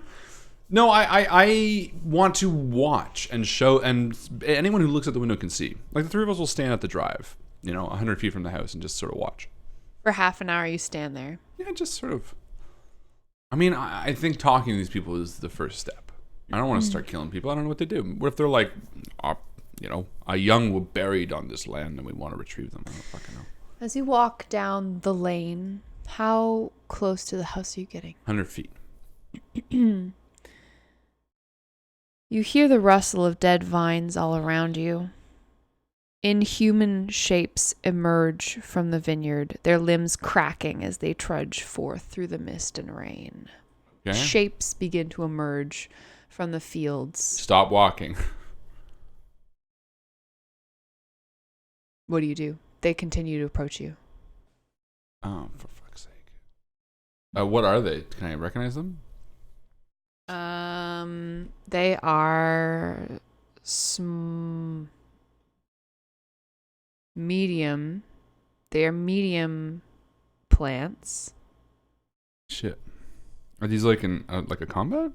There are more than 24 of them. Oh, fuck. Are they reacting to anything? They are moving towards you We run from away. all directions. We run away. You run? Probably. I mean, I wanted to talk to them. I don't want to kill 24 of these things to find out that they're angry at us. Okay, you run away. You escape back to the stand of trees, and the creatures follow you for a short amount of time before turning back toward the winery. Okay. My boys will roll nature. Okay. See what the hell it is. Right? Right, team? Why not? Why are we risking this? Let's be smart. Both rolled 6s somehow. Maybe Ismark knows something about these creatures. Nope, that's an 8. Oh my gosh. Yeah, they don't know shit. Red's like, well, what the hell was that? I don't know. Some sort of defense, obviously. Did they look inhuman or creatures? Like, did they look sort of like they were conjurations of like putting life into inanimate things, or did they look like they were their own creatures? Very hard for you to tell with a 6. Okay. Yeah. They were definitely mobile. They could move about as fast as you could.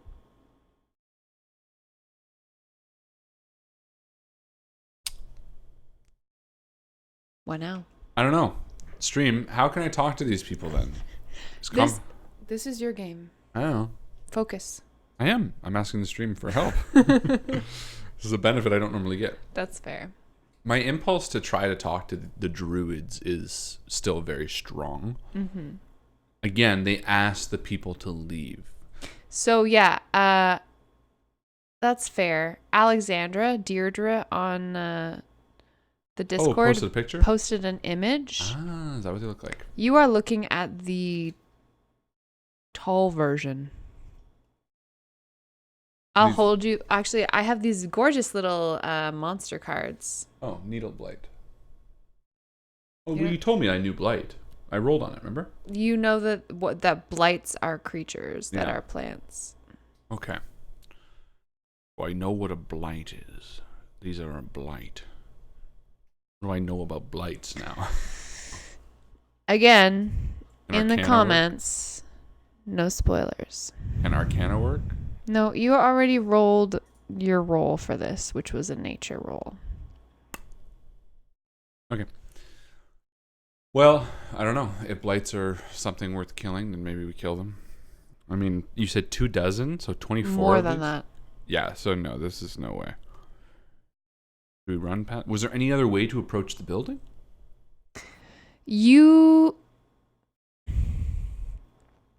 Because the fields are so large, roll an intelligence check. Mm-hmm. I'll roll for both of them. Yeah, these boys aren't very smart. You think you might be able to make it to the house if you just run. We go back to Davian. Mm-hmm. Is there another way to approach the house? Maybe a secret tunnel or something. Well, there's a back entrance. Okay. If you just go around the back of the building, there's another door. Well, let's try that then. Does it look like it's also... So this was approaching... Sorry, I'm sort of doing theater of the mind, so I'm trying to understand. That was approaching the front of the house, which is where the loading dock is. Uh-huh. And also the big front door. You could see as you're walking toward the vineyard that a large part of the western side of the house has a veranda. Okay. Well, we'll head around back and start approaching and see if the things start moving again. Okay. I mean, we'll do it stealthy this time. Cool. I'm not going to succeed because there's so many stealths, but let's try. And they roll with disadvantage. Uh-huh. So, well, let's just do them one at a time. Reds, blue will be disadvantage, or it doesn't really matter. Yeah, no, he has a 11, and Graham has a 4. Ismark rolled a 1. Well, we suck. So you loudly approach the house from the rear. And the minute we hear moving, we're going to run away again. You see these plant creatures They didn't appear to have moved from the front of the house when you were heading around. Oh, they're still on the far side of the house? Yeah, but as you begin to approach the house, they notice you and they start moving towards you. Okay, I think Graham and Ismark start leading, but Red keeps going to the house. Okay. Red, you're going to go it alone?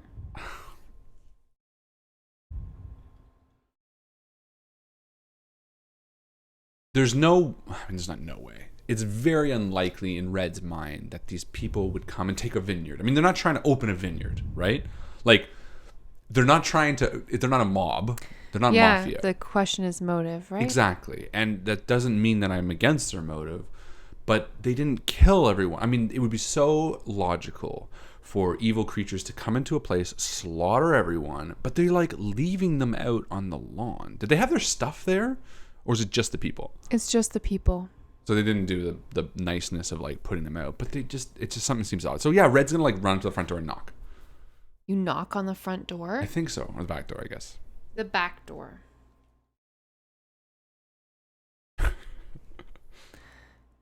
You knock on the back door and you wait for a moment. Call out and said, Pale, I just want to speak. You hear the sound of no harm. You hear the sound of breaking glass inside. Okay. And then you wait. Oh, I guess. So it's such a bad idea. Then you hear the sound of a door opening. What would breaking inside an inner door. Okay. And then you wait. I'm like getting ready to run. And then the door opens.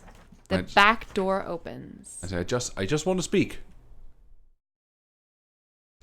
You see So dumb. a wild-looking figure. A woman wearing a gown made of animal skins and a headdress with goat horns. Her hair is long and unkempt. And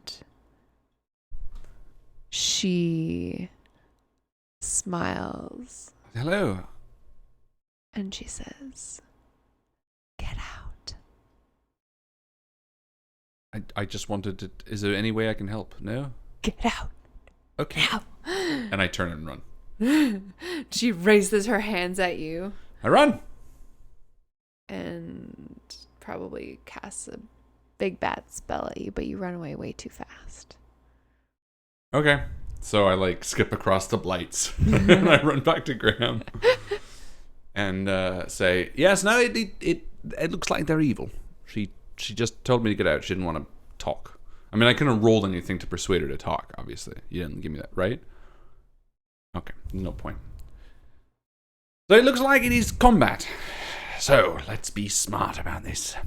The blights are starting to trickle upward towards where you're standing. But we're at the back of the house, right? Yes. So at the very least, we're leading the back. So we'll go around the front and attack from there. So yeah, we'll keep, we'll like walk away. Yeah, you're keeping your distance. Yeah. I mean, you're having to like jog away. Mm-hmm. You're sort of doing hurdles with the rows of the vineyards at times to keep away from crews of these plant creatures. Actually, how far can we lead them? They don't. I'd spend like an hour like trying to bring them somewhere. They don't go out of the valley. Okay. All right, let's do some combat, I guess. We're going to head back around to the front of the house. Yeah, I mean, if you get within 60 feet of them, they start shooting stuff at you. Yeah, no, we're not getting that close. Okay. Okay. Like, you see them, like, take a shot and, like, pieces of them fly off at you. Sharp sticks just launch themselves, and you sort of stay outside of that range. Yeah. What do you do now? We're going to head around the front. Mm-hmm. I mean, yeah, I guess it's just straight up combat. How can we do this smartly? I mean, they would know we're going to be approaching. How do you draw them out? Can I light the fucking thing on fire from here? Did you say that you would draw them around for an hour? I would spend that much time if I had to. That doesn't happen. That doesn't happen. That woman comes out into the fields after you. No, I meant if I had to. Okay. Like, well, how long would you do that? But like you said an hour, so like 5 minutes after you knock on the door and you're running around the fields, she comes out. My question is, are they still following no matter how far we lead away from the house? No, they don't leave the valley. Then we wouldn't that be the house drawing them is any in. further, right? Okay. I thought you meant like if they kept following, yeah, I would keep making them follow, lead them away from the house for like an hour. No, they don't leave that area. Okay, then we'll head around to the front of the house. Okay.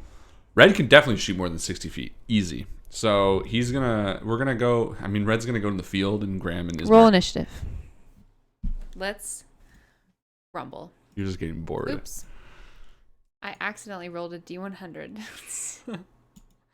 All right. Nothing. I'm in the forest, so Red gets initiative to his, or I mean, advantage to his initiative. Back rolled. Ooh, that's better.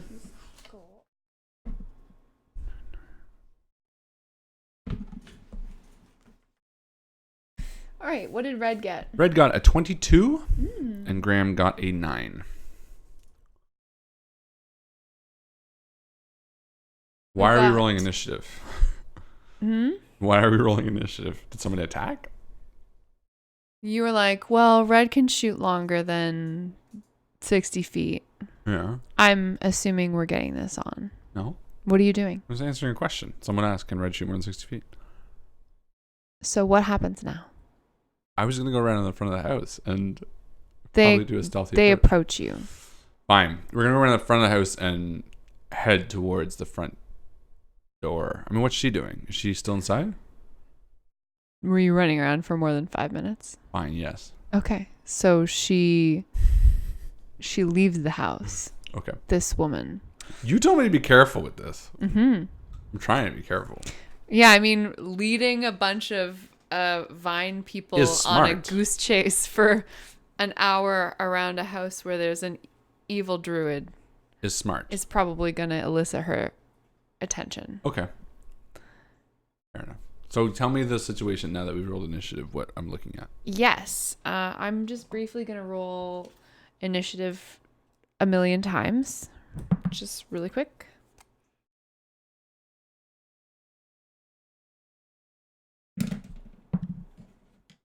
I mean, Red has a high initiative, guys, so sometimes your GM just wants to start a fight. You're telling me. Bring it! Ding ding! Pop, pop, pop, pop, pop, pop.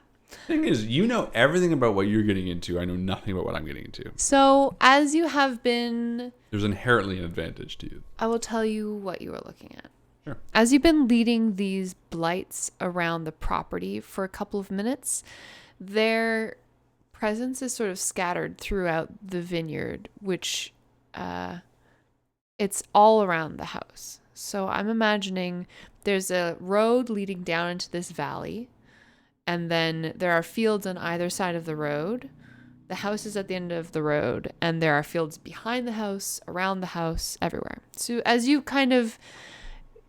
I'm imagining them getting a little bit dizzy. You're sort of running laps around the house, and these creatures are following you around. So there's a pretty even distribution of these blights in my mind. Not in my mind. But fair enough. I'm in control of all of the world. You just get Red and Graham. Well, then we run as far away from the blights as possible. You are on the east end of the map at the village of Barovia. And we run south. I would not let myself get close to the blights. It's like a moving sea of monster. Of course, I'm going to stay as far away from them as possible. Okay. If I need to swing south and then come around the front of the house, which is my intention, that's what I would do. My intention to draw them at the back was not to have them engulf me. It was for the very reason to focus them. I didn't say that they've engulfed No, I'm only you. explaining. I'm trying to draw them in one direction so that I can skirt around them, because ultimately they seem like they're dumber creatures. They're just moving towards us. But they also move exactly as fast as Graham does. Well, when they're running though, or when they're, but are they all running? I mean, you would. They have a speed of 30 feet. All right, well, whatever. That's my intention. You do what you gotta do.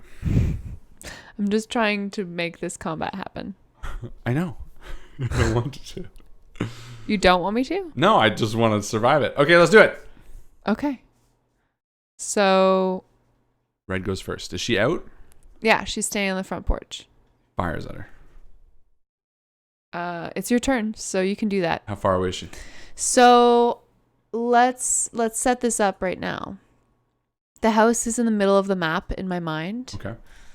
And then there's about 300 feet of fields on all sides. And then to the south, there's a stand of trees. Okay. And the road heads out east from the house. Got it? Got it. Okay. The road is okay. And how far are we towards the house? And how far is the nearest blight? How far would you like to be? How close would you like to be to the house? Red, Ismark, Graham. Probably at like 150 feet. What's my longbow range? It's 200, 600? 150, 600. 150, 600. So probably 150 feet. Okay. But it really depends, honestly, how far the blight are. In what cardinal direction? Well, I think we would be west of it. Yeah. Okay. On the other side. Mm-hmm. Because we were trying to move towards the road, but obviously combat started. So we drew them out. She got frustrated. She exited, and combat started. Yep. Okay. But where is the nearest blight? That's what concerns me. There are blights all around you. I wouldn't say there are any that are like farther away from the house than you are. They're between you and the house on all sides of the house. In fairly even distribution. But where is the nearest blight? The nearest blight is 30 feet away from you. Then I will spend my turn moving. I'm not going to attack them because if it's 30 feet away, that's ridiculous. Yeah, no, I'm going to move double my speed. They'll all dash away. Mm-hmm. I would not have let that happen. Graham, Red walked in. Red could be like that, but Graham and Ismark turned around and left the minute. He went nicky nine doors, then ran back. Got it. So how far would you like to be from the blight? Whatever, fine. Let's do 50 feet. Let's just do it. He's 50 feet away from you. Or 30 feet, I mean, sorry. Let's just do what you wanted. And 29 of his closest friends are with him. Well, that's what I'm saying. You're like clearly making it sound like this is so overpowering. No. Like countless blights, and you're like, oh, and they're 30 feet away, one movement away. No, it's like, does that mean they'll get to move and attack? I was like, duh. The closest one is 60 feet. Yeah, the closest one's 60 feet away. Good.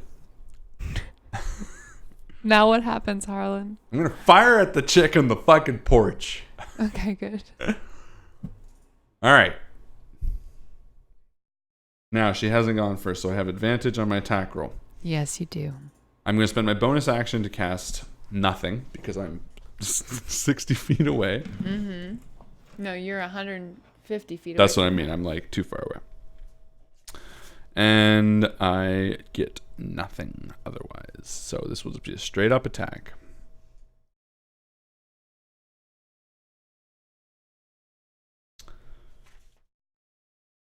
Yeah, this sucks. Oh well. Just hit her. So 22 to hit. That's going to hit. And that's going to be 1d8. She's not undead, I'm assuming. Ooh, 8. Not yet. 11 damage. She hated that. Expected, She goes back inside. Really? Yep. Okay, well, we run away some more. Okay. Yeah, it's her turn. She goes back inside. She casts a spell on herself and she goes back inside. Oh. It's Ismark's turn. He's standing at the copse of trees like, I don't know. What do you want me to do? He's very far away from you. Ismark? Yes. I mean, we're so far from the house. The blight is between us and the house, right? Mm-hmm. We can't attack the blight. You made it seem like that they were moving around the house, though. That's the reason I was drawing to the back. They're all surrounding the house 360 degrees.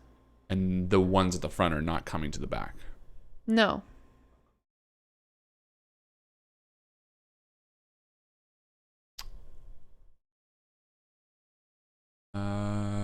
this is like it's like a puzzle. It's not meant to be combat. There's no way we can just fight them all. You basically said there's untold numbers, right? I mean, can Ismark assess the situation? There are 6 groups of 5 blights. They emerge from the surrounding vineyard. They make their way towards the characters. 6 groups of 5, so there's 30. I should have made it clear to you that initially they were far away from you, and then they were getting closer to you. Like when they were emerging from the vineyard and you were like, oh, we run away. Yeah. They were like 100 feet away from you.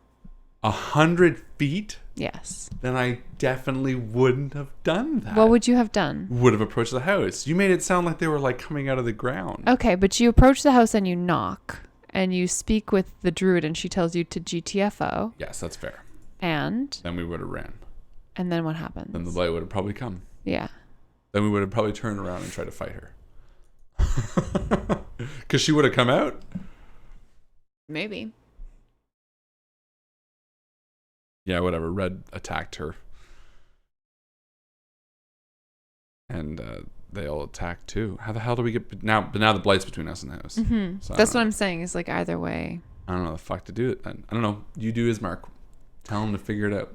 Ismark is a foolhardy man. He feels like his sister is safe. And he's in great debt to Red and Graham. There is a group of 6 blights. 5 groups of 6? 6 groups of 5. There's a group of 5 blights toward the south of the house, close to the copse of trees. He foolhardily charges forward. I don't like when you take control and say foolhardily. That sounds like a bad idea. He, in order to start some kind of action, any action, oh please God, let there be action. Can he not move through them towards the house? I much prefer he does that. He could do that. To do that. So he runs toward the house. Yeah, and Graham will do the same for his turn, and Red will do the same for his turn. In fact, Red would have moved after his turn towards the house. Okay. So he would have closed, probably double his speed because he has feline agility. So he would have fired and moved 60 feet towards the house. Great. You are 90 feet from the house. Okay. You want them just to dash? Yeah. So they're going to get 60 feet closer every turn. Yeah. It's the Blight's turns now. They're all going to take their turn to get closer to you guys. I don't think any of them are necessarily within melee distance of you, but they're close enough that you can see them up close and personal. Yay. Red's turn. Red, Ismark. Are you guys just planning to run for the house? Is that what we're going to do? Probably, yeah. And you're going to what when you get to the house? It says 2 stories. Yes. Climb the roof. Cool. So instead of going through this theater of the mind, like business, why don't we all roll a dexterity save to see if we get hit at all by any of these blights as we are running?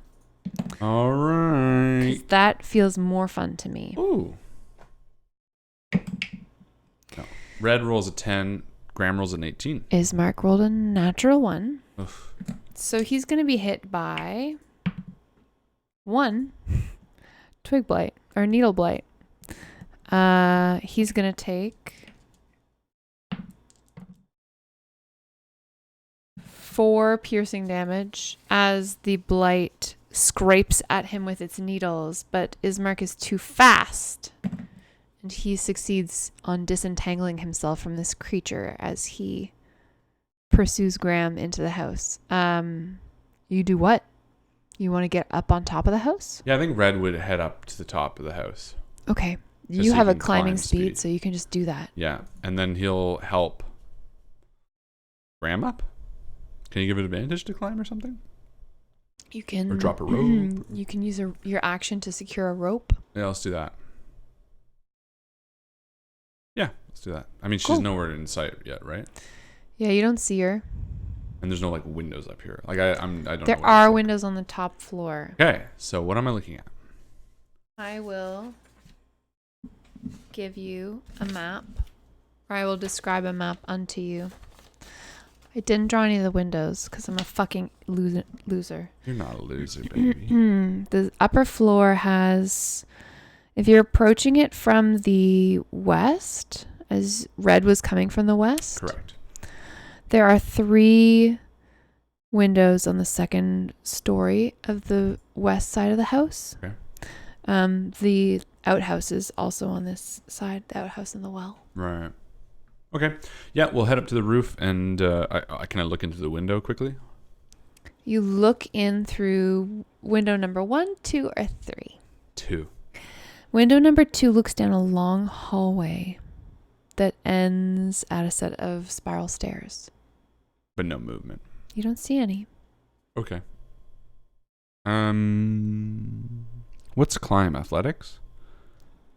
For Red, it's just a climb. No, for Graham. Yeah, it's athletics. You know what? I'll let him climb himself. Okay. I think. Graham, Red will hold his action. He'll draw his bow in case he sees the woman. I should say, this will be a difficult climb. It is directly up the side of a building. Then Red will spend his action helping. He'll secure a rope, so he'll spend his action. I couldn't do that, so. Yeah, that's fair. He'll spend his action securing a rope. Okay. So you climb to the top of the second story of this house and tie the rope around an iron gable and let it drop down for Ismark and Graham, the 2 clumsy humans that don't have claws. And they climb up after you, and it's very precariously close, but no additional damage is incurred. And okay. You break a window. I don't know yet. That's ballsy. What do you do? How do you get in? Are we still on initiative? No, not right now. Okay. Are you just gonna stand on the roof, or? I'm gonna look in probably through window number 1 stealthily. So Red climbs down to the window on the north side of the western wall. Climbing down. Sure. From the roof. Yeah. And that's 15. In this room, there's a desk, a chair, a tall wooden cabinet, and a strange contraption that takes up most part of the northern end of the room. Does it look like it belongs to the place or to the woman? To the place. There are also 2 plant creatures and another druid in here. They see 3 me? creatures. One appears human, but she's so caked with dirt and mud that it's hard to know for sure. Her hair is full of twigs, and her face is hidden behind a veil of moss. What's she doing? She's rooting through the contents of the cabinet and haphazardly tossing them onto the floor. Behind her are 2 creatures made entirely of dead vines. Roll a stealth check for me. Did. What was it? 15. Oh.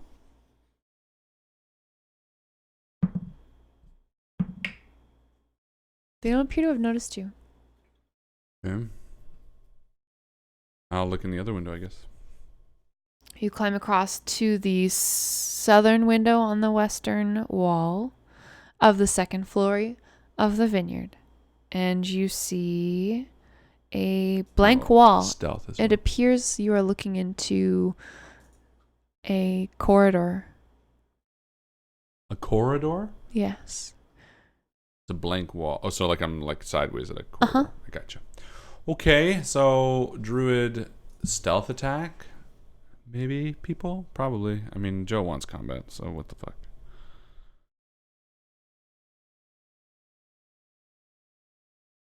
How are you going to do it? How are you going to stealthily break a window and attack somebody? So, we're out of initiative. Yes. Graham is going to cast silence. Mm-hmm. Where? At a point within that window. Ooh. Inside of the room? Yeah.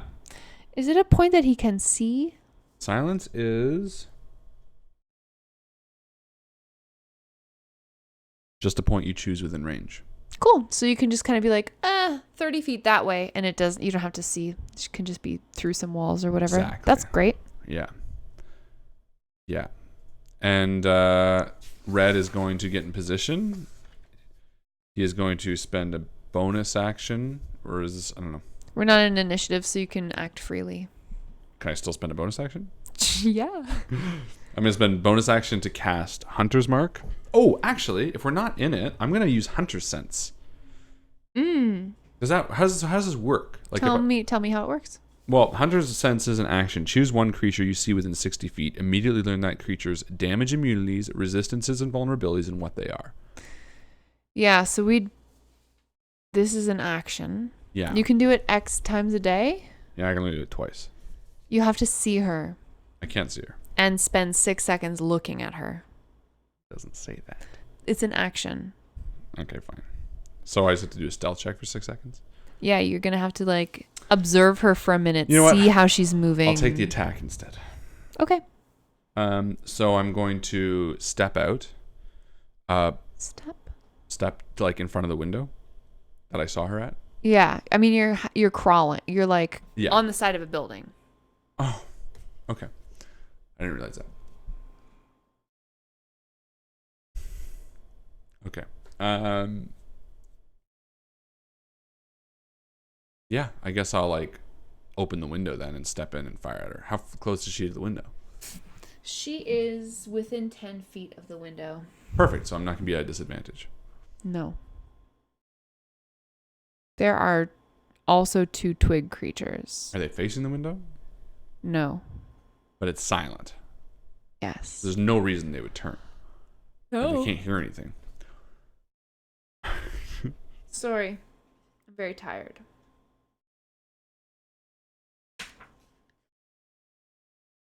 Yeah.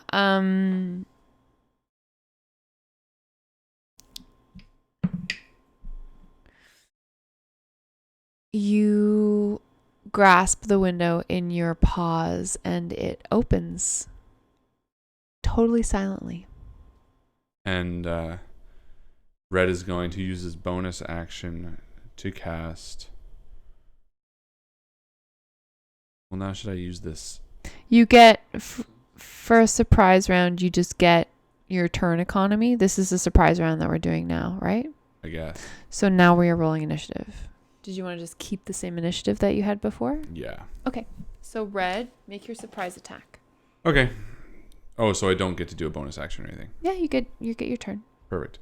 Then I will spend my bonus action to cast Slayer's Prey. One creature 60 feet hit with a weapon, 1d6 extra damage. She has not gone yet, so I have advantage on the attack. Correct. Let's roll that first. Oh, yes. 26. Let me pass you this map because now you're in the building. Yes. You were on the top left room. So it's left. Perfect. It's a 5x10 room, or sorry, Where's the 5x15. It's on the western wall, directly in the middle. Mm-hmm. Perfect. So I rolled a 26 to hit. Yeah, that does it. That's 1d8 plus 1d6 for my Slayer's Play, plus 1d6 for sneak attack. I have to assume this is a sneak. It certainly is if you had a surprise round. And that's 6, 11, 12, 13, 14, 15, 16, 17 damage. Beefy.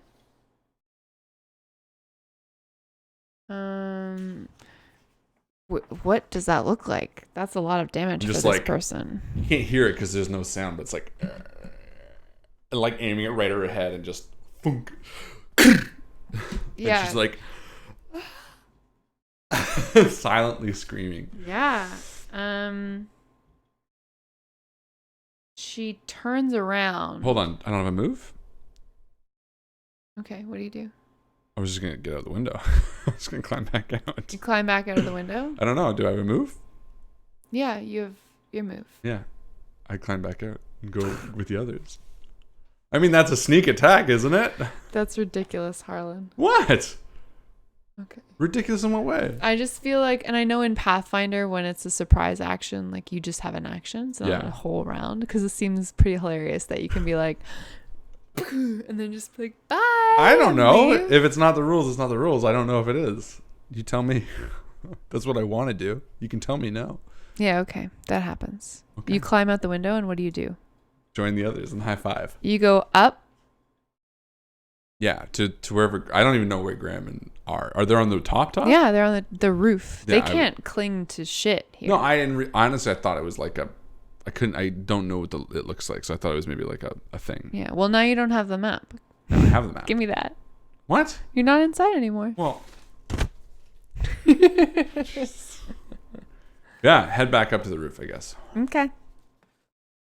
I mean, unless Graham and what's his name could get in the room, they can't. They have a rope, right? Yeah, but I didn't tie it there. Mm-hmm. Okay, can I say this then? Can I retcon it? I'll say I'll stay in the room, which so is much stupid. retconning. Well, I'm just saying because you're obviously upset. I will stay in the room, but I'm not upset. Can we say that we had planned it that Ismark and Graham had been tying the rope in front of the window during that time, so that when it's their turn, they can get into the room? Yeah, of course. Then fair enough. Then I will stay in the room and ready myself for the blow that will inevitably. Well, you cast a magical silence yes. effect, so the druid's spell casting abilities are very severely hampered. I mean, she doesn't have claws. Well, she's got some utility. She has a quarterstaff on her, which she brandishes at you. And she also gets right up in your biz. So you are no longer in like range from her. And she misses you. Good.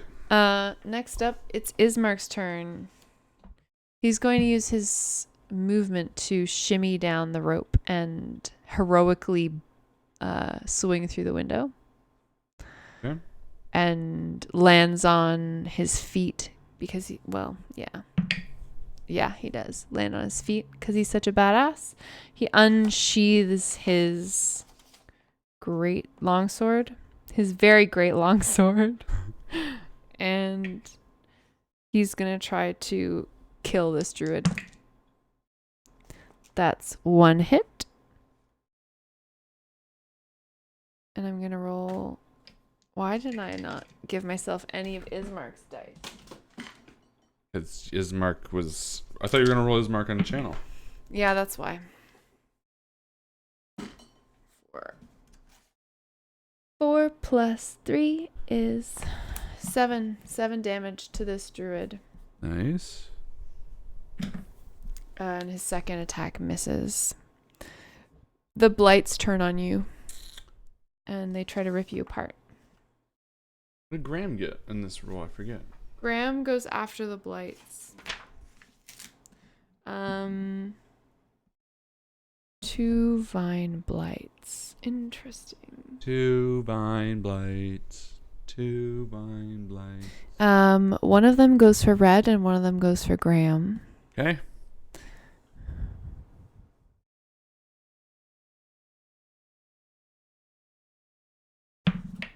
Ooh, that's a natural 20. For Graham, right? Ismark, Graham's not in the room. Yeah. Ismark. So he gets to deal some decent damage, hopefully. 11 bludgeoning damage. To who?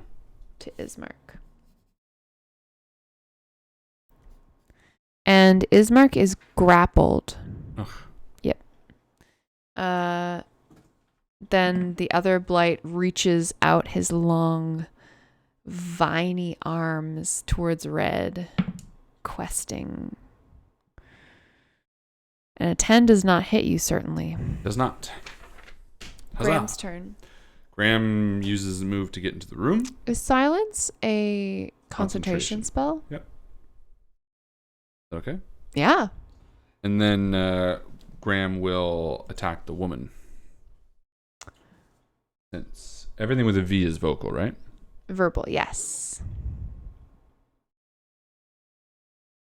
Yeah, most of them are. Yeah, he's going to walk up with his warhammer and shield. Mm-hmm. He's going to chunk a bitch. Biff, biff. Biff, biff. Ooh, 8, 9, 10, 11, 12, 13, 14.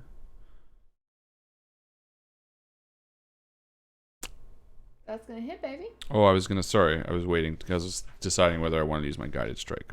Well, but that's good to know. You I'll take it. Didn't have a chance. Well, thank you. Good. Okay, that hits. Yeah. How much damage do you do? He's going to do 1d8 plus nothing.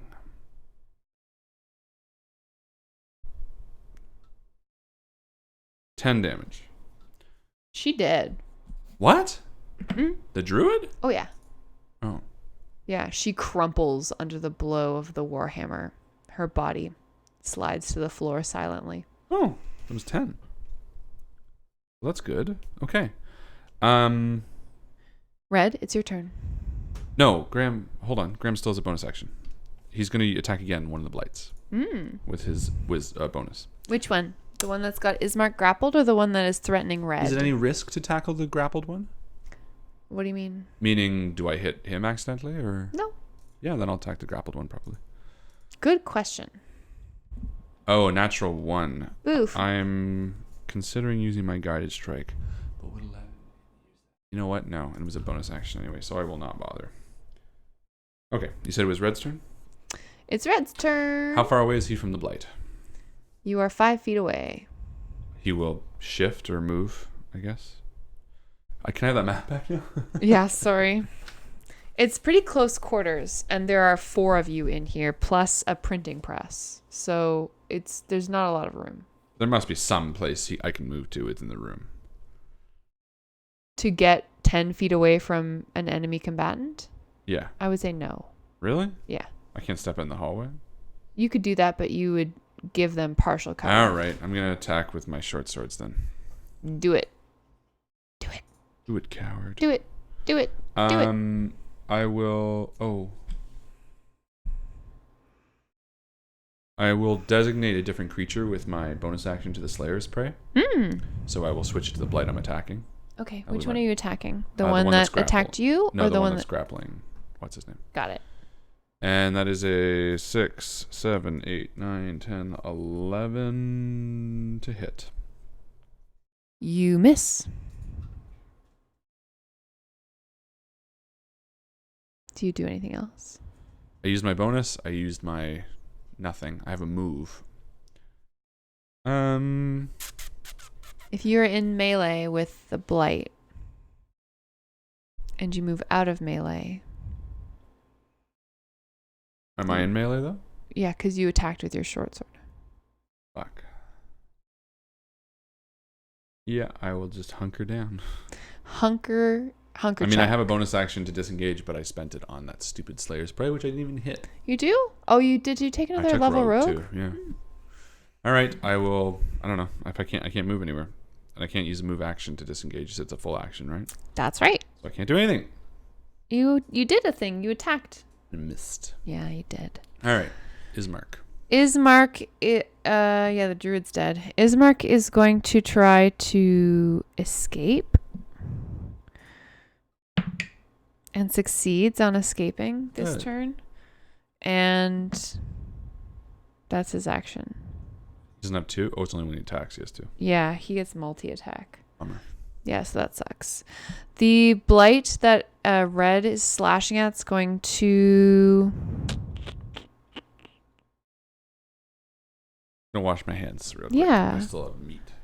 Meat hands? You just roll damage. I'm going to. So the blight that's attacking Red is going to attack him again. And I rolled a 4, and that's not good enough. And the blight that's attacking Ismark is going to try to attack him again. And I rolled a 10 plus 4 is 14.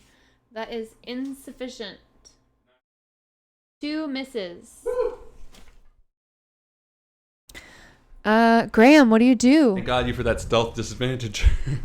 He'll attack. Neither of them hit yet, right? Nope. So he'll just attack the one. Well, Ismark took some damage. I meant, sorry, neither of the blights. That's right. Yeah, so he will just attack the one closest to. Okay. Attack the one closest to Red. Okay. With I rolled Red's dice, but with a 12 plus 6, so 18. Mm-hmm. He will do 1d8 plus 3. 5 damage. Okay. And then he uses bonus action to attack again. That is a 15. That hits. How much damage did I do to this one? 5. And 1d8 plus 3 again. Oh, shit. What? Oh, no. That's right. 4, 5, 6, 7 damage. Total of 12. And Graham then- with the Warhammer. Yeah, that's all he'll do. Cool. Red, it's your turn. Short sword attack with the same one that Graham was hitting. Sing, sing. Same one, yep. No. Probably not. 11. No. Sorry. Well, this time I will spend my bonus action to disengage. Mm-hmm. Kind of look into the hallway, like peek. Yeah, you can peek out into the hallway. The perception. I see nothing. You peek out into the hallway. As I said, the hallway that travels east from here ends in a spiral staircase that goes up. Mm-hmm. That goes down, sorry. And the hallway that leads south of here ends in a spiral staircase that also goes down. 2 different spiral staircases. But no one's out in the hallway. No one's out in the hallway. And the silence is 20 feet, so it would still be silent here. So I'm going to step out to the hallway and get some distance between me and the blight. Cool. Probably 10 feet. Ismark's turn. He is going to attack twice this blight to try to rid the world of its existence. The bloody one. He hits once. No, he's attacking the one that is threatening him. Oh, Because man. that's the only thing that makes sense. And he is going to deal... He's obviously attacking two-handed because he's a badass father. That's minimum damage, so I guess it's not that badass. How much? That is 3 damage. Sorry, 4 damage. You're not doing well, Ismark. You know what? You guys did pretty good. Good call with the silence spell, I gotta say. Thank you. I'm going to be casting it again. Blight turn. Blight attacks Ismark and misses. Blight attacks Graham. 19 it needs. Misses. That's a big old miss. All right. Next up, Graham. You have a vine blight menacing you. Oh, they look like this, by the way. Ooh, they look tougher. Yeah, he's going to attack it again with his warhammer. Okay. I mean, the silence sort of doesn't really benefit him. Ooh, for... Yeah, you know what? I'm going to use Guided Strike.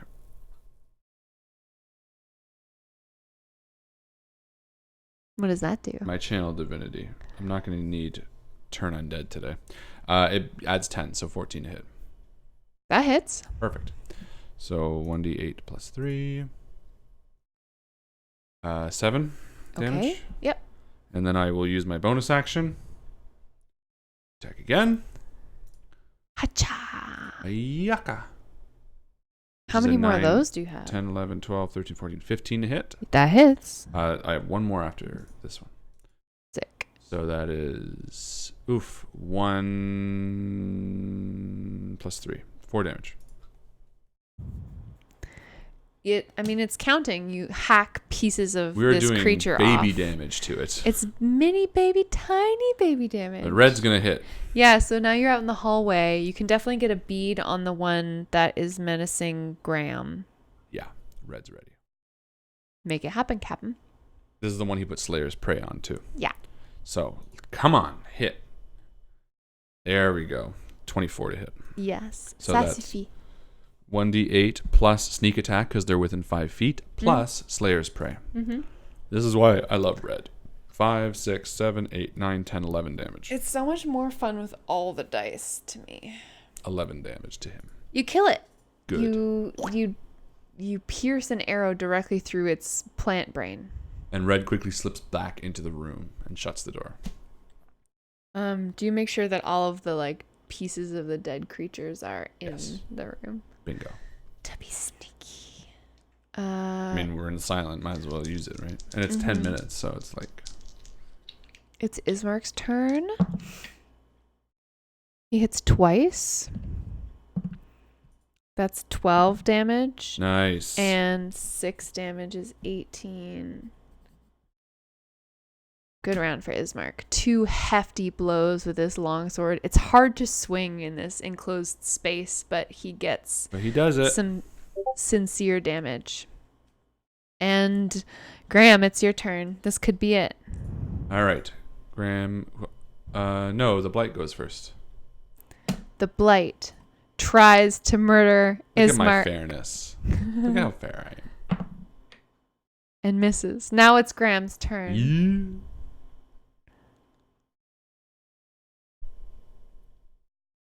19. Yes. He'll just do regular damage, probably. 6 damage. Yeah, you kill it. You smash it into pieces with your hammer.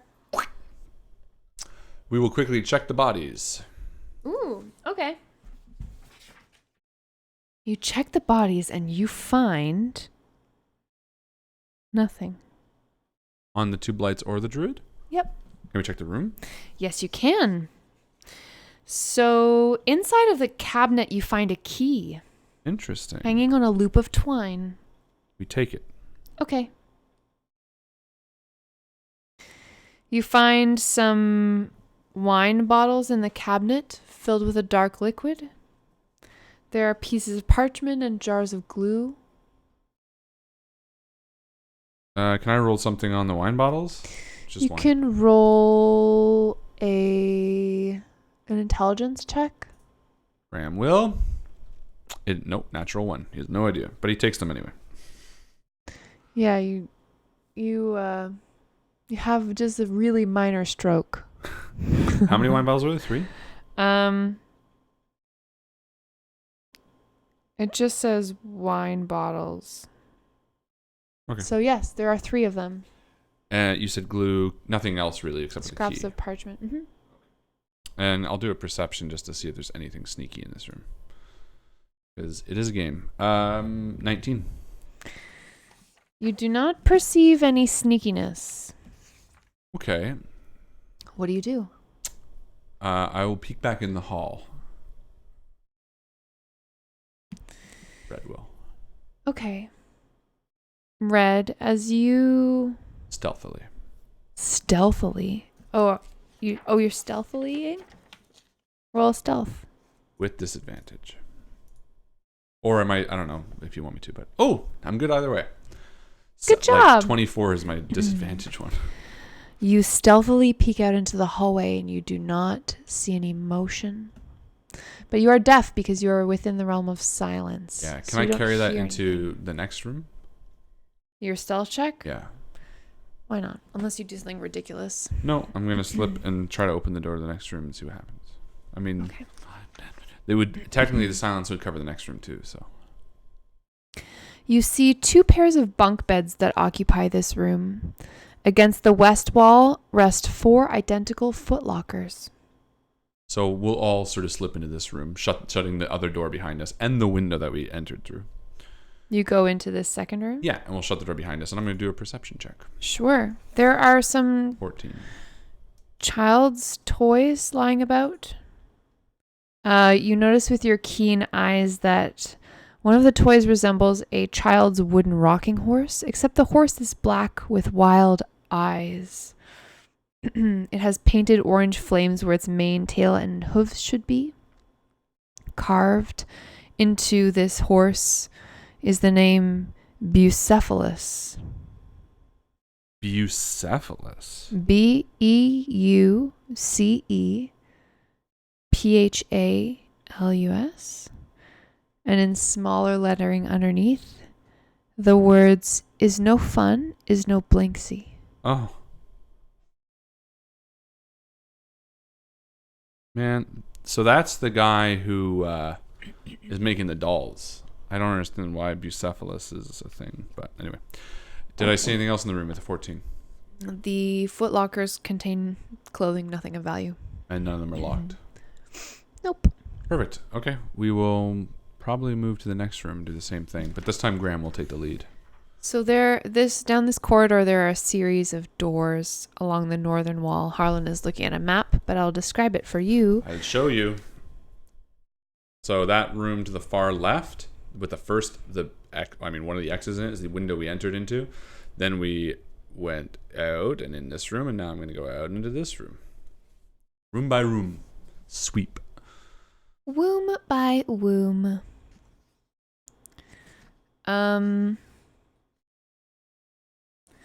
It's another very similar room to the one that you just exited from. Another 2 pairs of bunk beds. Another couple of footlockers, some personal effects. Do I need to roll perception or? You can roll whatever you like. This is a D&D game. Perceive. 9 for red. Uh-huh. And 19 for Graham. Again, nothing of value. Nothing locked. Right? Nope. Okay.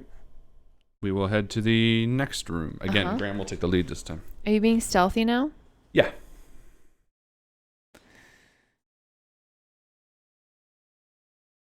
With disadvantage. Actually, I guess I can just roll 2 each die. Yeah. Roll 2 of the same color for each character. Yeah, so that's 6 and 7. That's 13 for red. Mm-hmm. And 6 for Graham. You open the 3rd door along this hallway, and you reveal a larger room this time. It contains a rectangular table surrounded by 8 chairs. There's an L-shaped cupboard and a floor-to-ceiling closet pantry. Next to the pantry is a small iron stove. This appears to be maybe a kitchen or a dining room, and there are 2 doors which exit this room. And I'll do a perception this room. And Graham will too. And Graham will too. Ooh, he got a 21, Graham. Graham finds some dishware and eating utensils. He finds some cooking ingredients. Nothing of importance. Depends how much you like cooking. And then we will exit this room into the next room. How?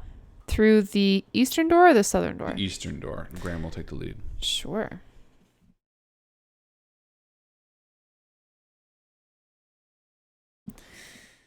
This room contains a 4-poster bed, its headboard carved in the likeness of a giant raven. A soft black rug covers the floor between the bed and the door. In the corners of the south wall stand 2 slender wardrobes, with a tapestry of a church hanging on the wall between them. Beneath the tapestry sits a handsomely carved rocking cradle. To the north, under a window, is a plain desk and a chair. Other furnishings include a wooden chest and a freestanding mirror in a wooden frame. Red tries the key on the chest.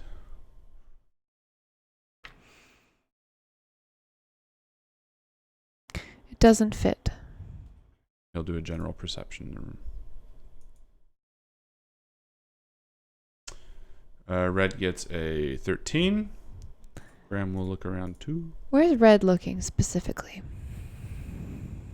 And Graham gets a 10. Red was looking, so you said there was a writing desk? So we've got a 4-poster bed, a black rug, there are 2 wardrobes, there's a tapestry, a rocking cradle, a desk, and a chair. What's a rocking cradle?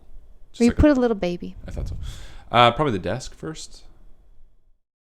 The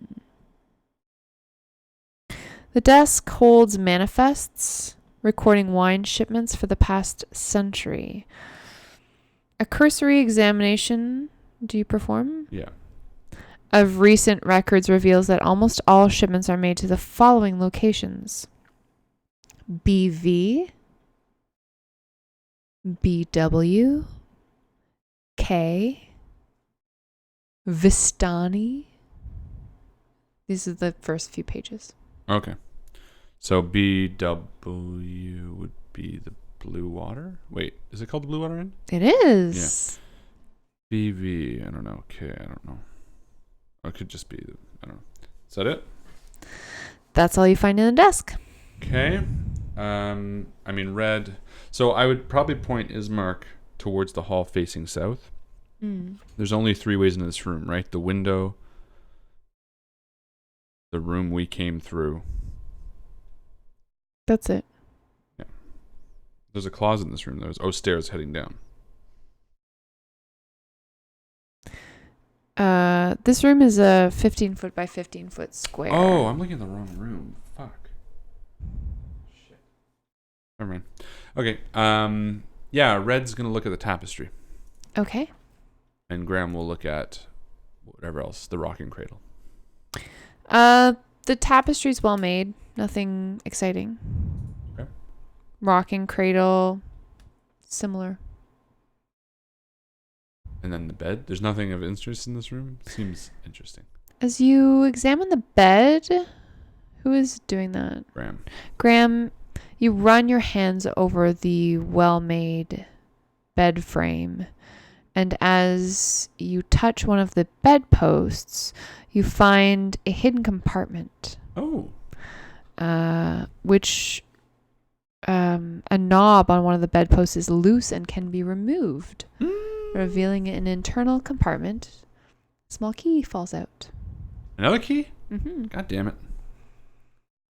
Oh, does that work to the chest? It does. Ah, good. And we open the chest. Inside the chest. It's a mimic. Ah!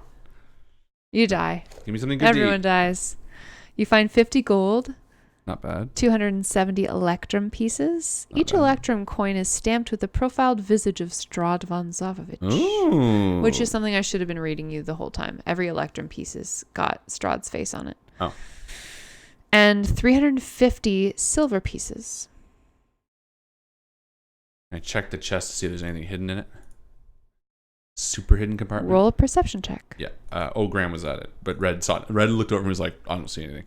And Graham also didn't see anything. Okay, well, you've literally never done this before. Yeah, I don't know why. For something about that doesn't seem like A enough. secret compartment in the lid can be found with a successful wisdom perception check or by being the boyfriend of the DM. And I think, you can vouch for You've me. literally never been like, wait, let me look at this treasure chest. Because honestly, that seems like a really weird amount. 50 gold, 270 electrum. It's like enough, and this is honestly my feeling. It's enough to be like, yeah, there's something in here, but not enough for it to be worth hiding a key for. There's a gold locket. Yes.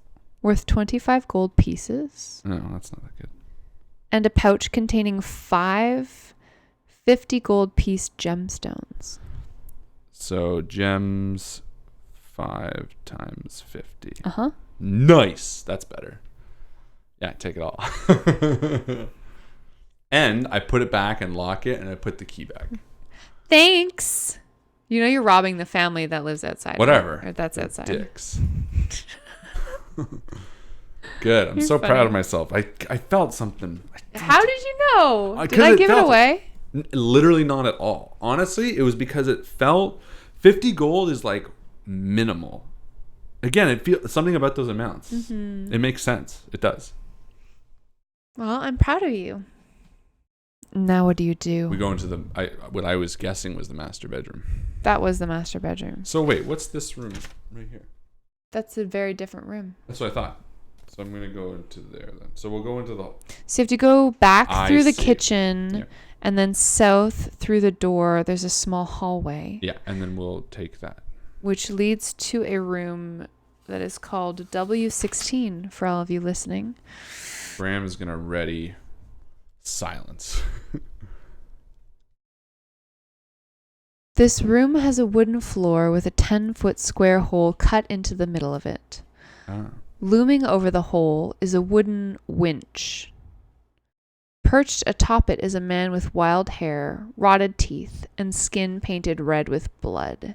He waves a gnarled staff made from a black branch and babbles at you.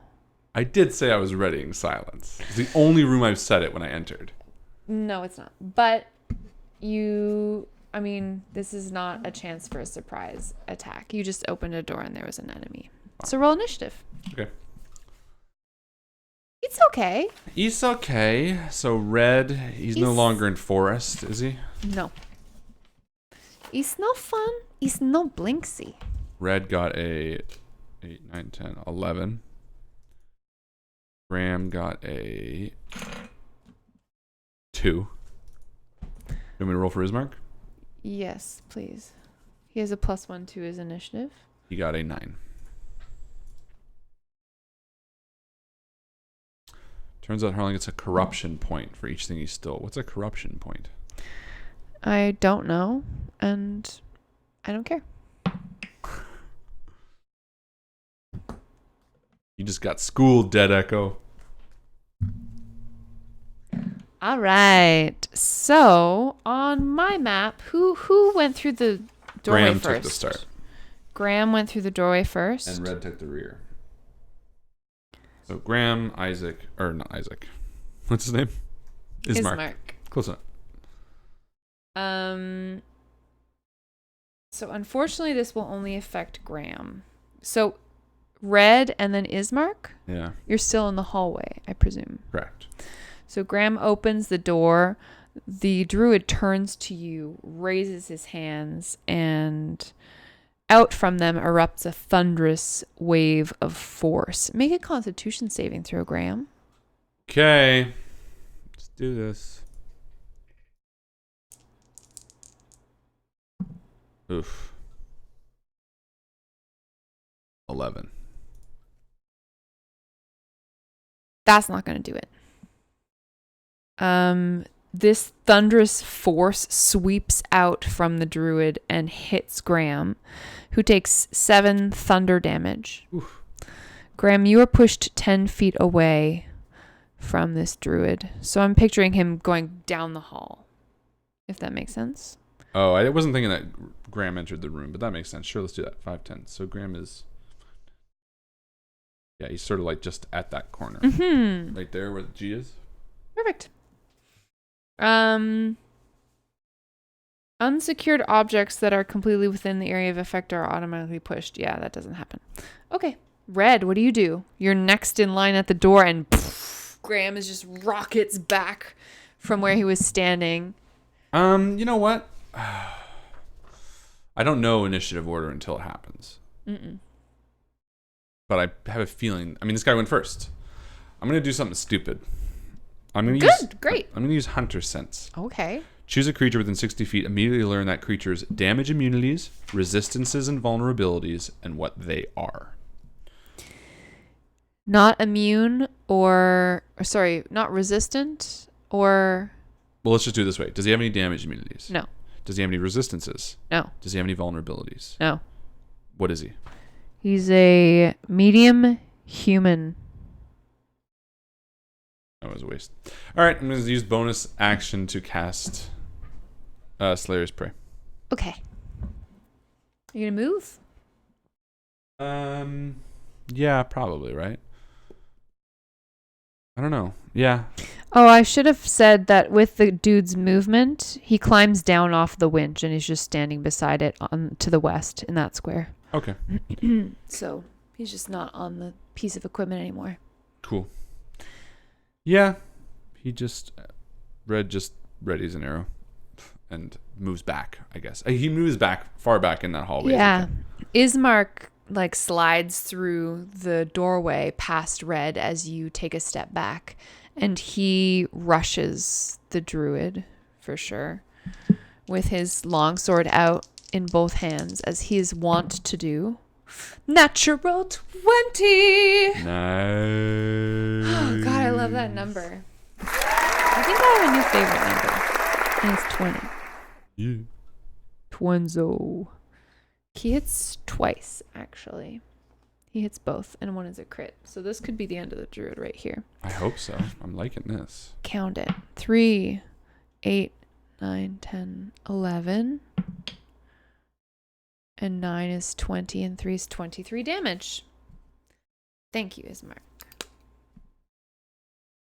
Graham's turn. I mean... Graham, you were just thunderously thrown across this. Yeah, I want to do silence, but by the same token, I think he might be almost dead. How could you tell? So I'm going to cast Inflict Wounds. Okay. So he's going to move over to him and touch him. And it is a spell attack.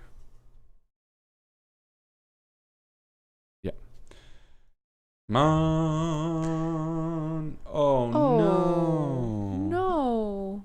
No. 10 to hit? Graham, you're feeling so weak on your feet. 10 to hit, no, right? No. Okay, I'm going to use my bonus to attack again. Okay. With your my last bonus. Warhammer?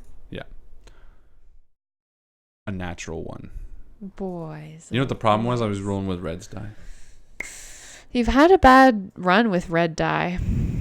No. When they're rolling for I know, the right but also people. just red die. No, red die are great. It's the mixed. It was like red and black die that fucked me up. Whatever you say. I'm telling you. And I lost a spell slot. Is the druid's turn? He gonna cast another spell. Damn it. I mean, he's gonna cast Thunderwave again. Because he can hit Graham and Ismark. So let's do con saves. I'm gonna roll this on the stream. Fair. Oh. Graham saves. 17. Graham saves, yes. And Ismark saves. So you each take half of this damage, but you do not get pushed.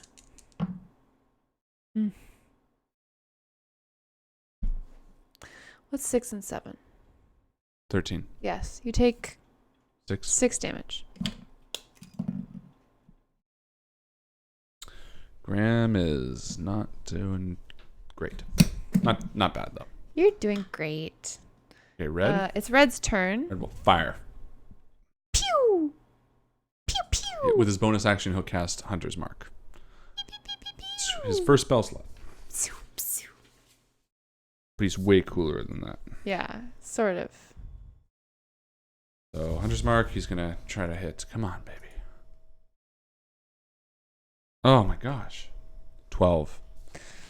That does it. It does hit? Mm-hmm. Oh, amazing. Yeah, he hasn't cast any buffing spells yet. He's just thundering around. Well, he's not gonna get a chance to because this is. But he wants They didn't get to. moved, right? So that's sneak attack damage. Yes, I cast baby. Sayer's Play the first turn. Yes, I cast baby. Hunter's Mark this turn. Yes, baby. And I do 1d8 damage. Oh my god! So he's at 8, 9, 10, 11, 12, 13, 14, 15, 16, 17, 18, 19, 20, 21, 22, 23, 24, 25 damage. Shut up. Is he dead? Yeah, like twice dead. Good. Yeah, no, he's dead.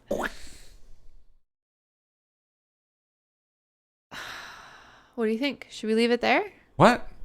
How much more is in the house? Are you kidding me? Ton more? Oh, Really? yeah. Oh. We could do this all over again. What do you mean? We could do 3 more hours of this. For just the house? Yeah. Then I guess we have to leave it there. Before I do, can I check the body, see if there's anything on it? Of course you can. Let's see. I mean, I can almost tell you it. Oh.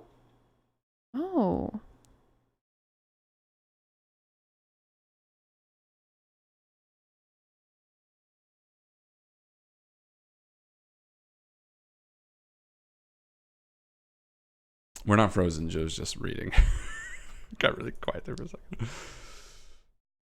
Yeah, I was pewing all this. See, that's how I do it. Red is the damage dealer, but he has to have a bonus action to cast, a bonus action to Slayer's Prey. He needs sneak attack, and then he can do his 1d8. And then when he does all that, he can hit like a fucking rocket. Graham hits 1d8 each time, but he can take the hits and cast spells. So that's my team. That's why we've been doing good so far. And frankly, I think we've It's been a doing good good this team. episode. And we've been doing good this episode so far. I mean, just 1 second. What? Is this good or bad? If it's bad, I don't want to know.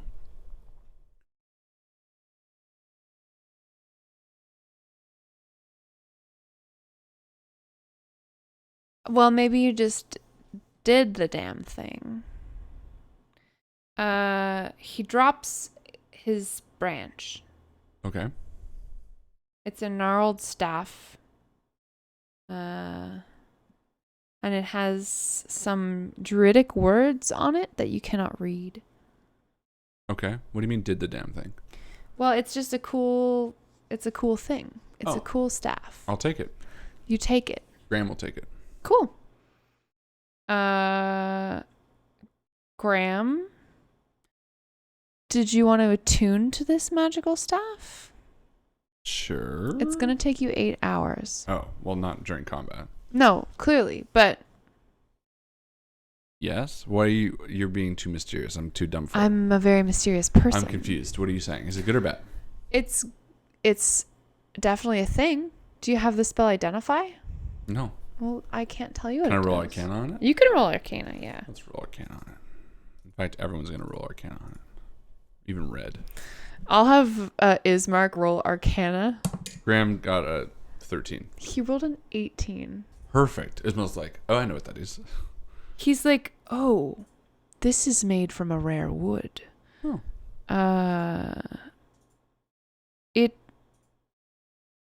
It may be that it is evil, Oh, great. but I think we may be able to use it to our advantage. What is it? Maybe Ismark should attune to it. What is it? I don't know. I don't know. Spit it out. I don't know, but I can just feel it. He puts his hands on the staff. I feel an energy. Is it going to be... Well, no, because I'm the caster. Is it better...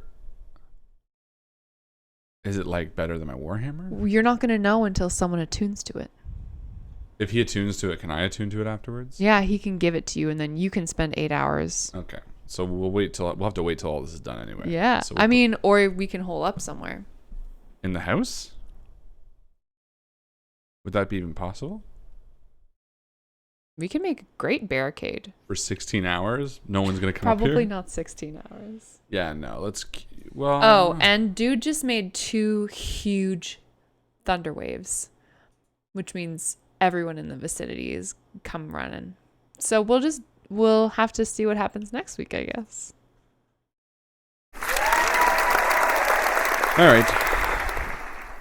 Ladies and gentlemen, this has been Curse of Strahd 1, the Wizards of Wine Winery. Whiny, whizzy wine. If you enjoyed watching Joe and I play this adventure, let us know in the comments. Let us know in your likes. Let us know in the words that you speak to us, because we could easily continue running this on stream and do a more continued thing. We're running it ourselves, just an off time. It's pretty casual, but if you guys want to be part of this, maybe we'll wait and play it with you guys on stream. That's what I'm saying. Yeah. So if you guys like this, please let us know through likes or comments or whatever. If not, that's totally fine too. But let us know. Endgame XP. Man, Endgame XP. We got a lot of cuties here today. Who's Dead Echo? Did Dead Echo, are they new? They were talking about corruption. They've been here for a few weeks now. They're the one talking about corruption points. Yeah, I didn't mean to be a jerk about that. I just haven't read anything about it. So I don't think it's in the Curse of Strahd book. Well, let's give it a Dead Echo anyway. Dead Echo! Thank you for joining us. Thank you for joining us. Yeah, hope you had a wonderful time. I'm going to keep the spell sheet because I have only used... Silence? 2 spell slots. Not bad. Not bad at all. I still have 3 level 1, 2 level 3s, and 3 level 2s. Oh, wait, no. Oh, wait. Do I have 3 level 2s? If only there was some way of checking. To check now before we exit the stream. I have it up anyway. I am at level 5. Uh-huh. Oh, that's Ranger. I am at level 5. I have 2 level 3s. Uh-huh. No, so no. I have 2. There we go. Perfect. Cute. Well, thank you, everyone. And hit points wise, I should write those down. Oh, yeah. We need to keep track of that. Graham is down 7 and 6 is 13. Ismark is down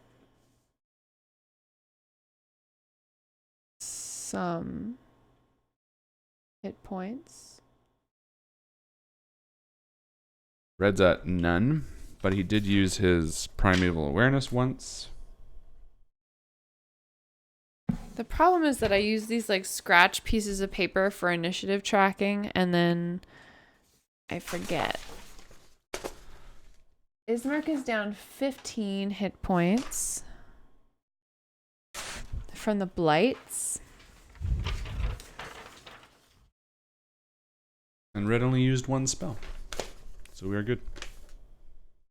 And he took 6 more damage from the Thunderwave. Ismark is 15. So I wonder if I should use Cure Wounds on Graham right now. You can do that to end the stream. Yes. Why not? So Red is gonna. So they hear the movement beneath them, which I don't think is the case. I think that we're still sneaking. I'm gonna go back and hide. And no, they hear you. Graham. Everyone hears you. Red puts a hand on Graham and he says, "Well, old friend, let me heal you." And it's 1d8 plus my spellcasting modifier. Returned. Come on, 8. 7. And my spellcasting modifier is Wisdom, which is 2. 7, 8, 9 hit points. That brings me back up to 34. That's only 2 hit points less than my maximum. Amazing. And Red still has 1 spell. And Ismark doesn't need hit points. He'll be fine. Or he'll die. Whatever. Who cares? Ladies and gentlemen, thank you so much for hanging out with us. Again, let us know if you enjoyed this. We can continue doing it. Other than that, we hope you have a wonderful day, a wonderful weekend. And as my gal Jo always likes to say, it's my bedtime. It's her bedtime. Good night. Good night.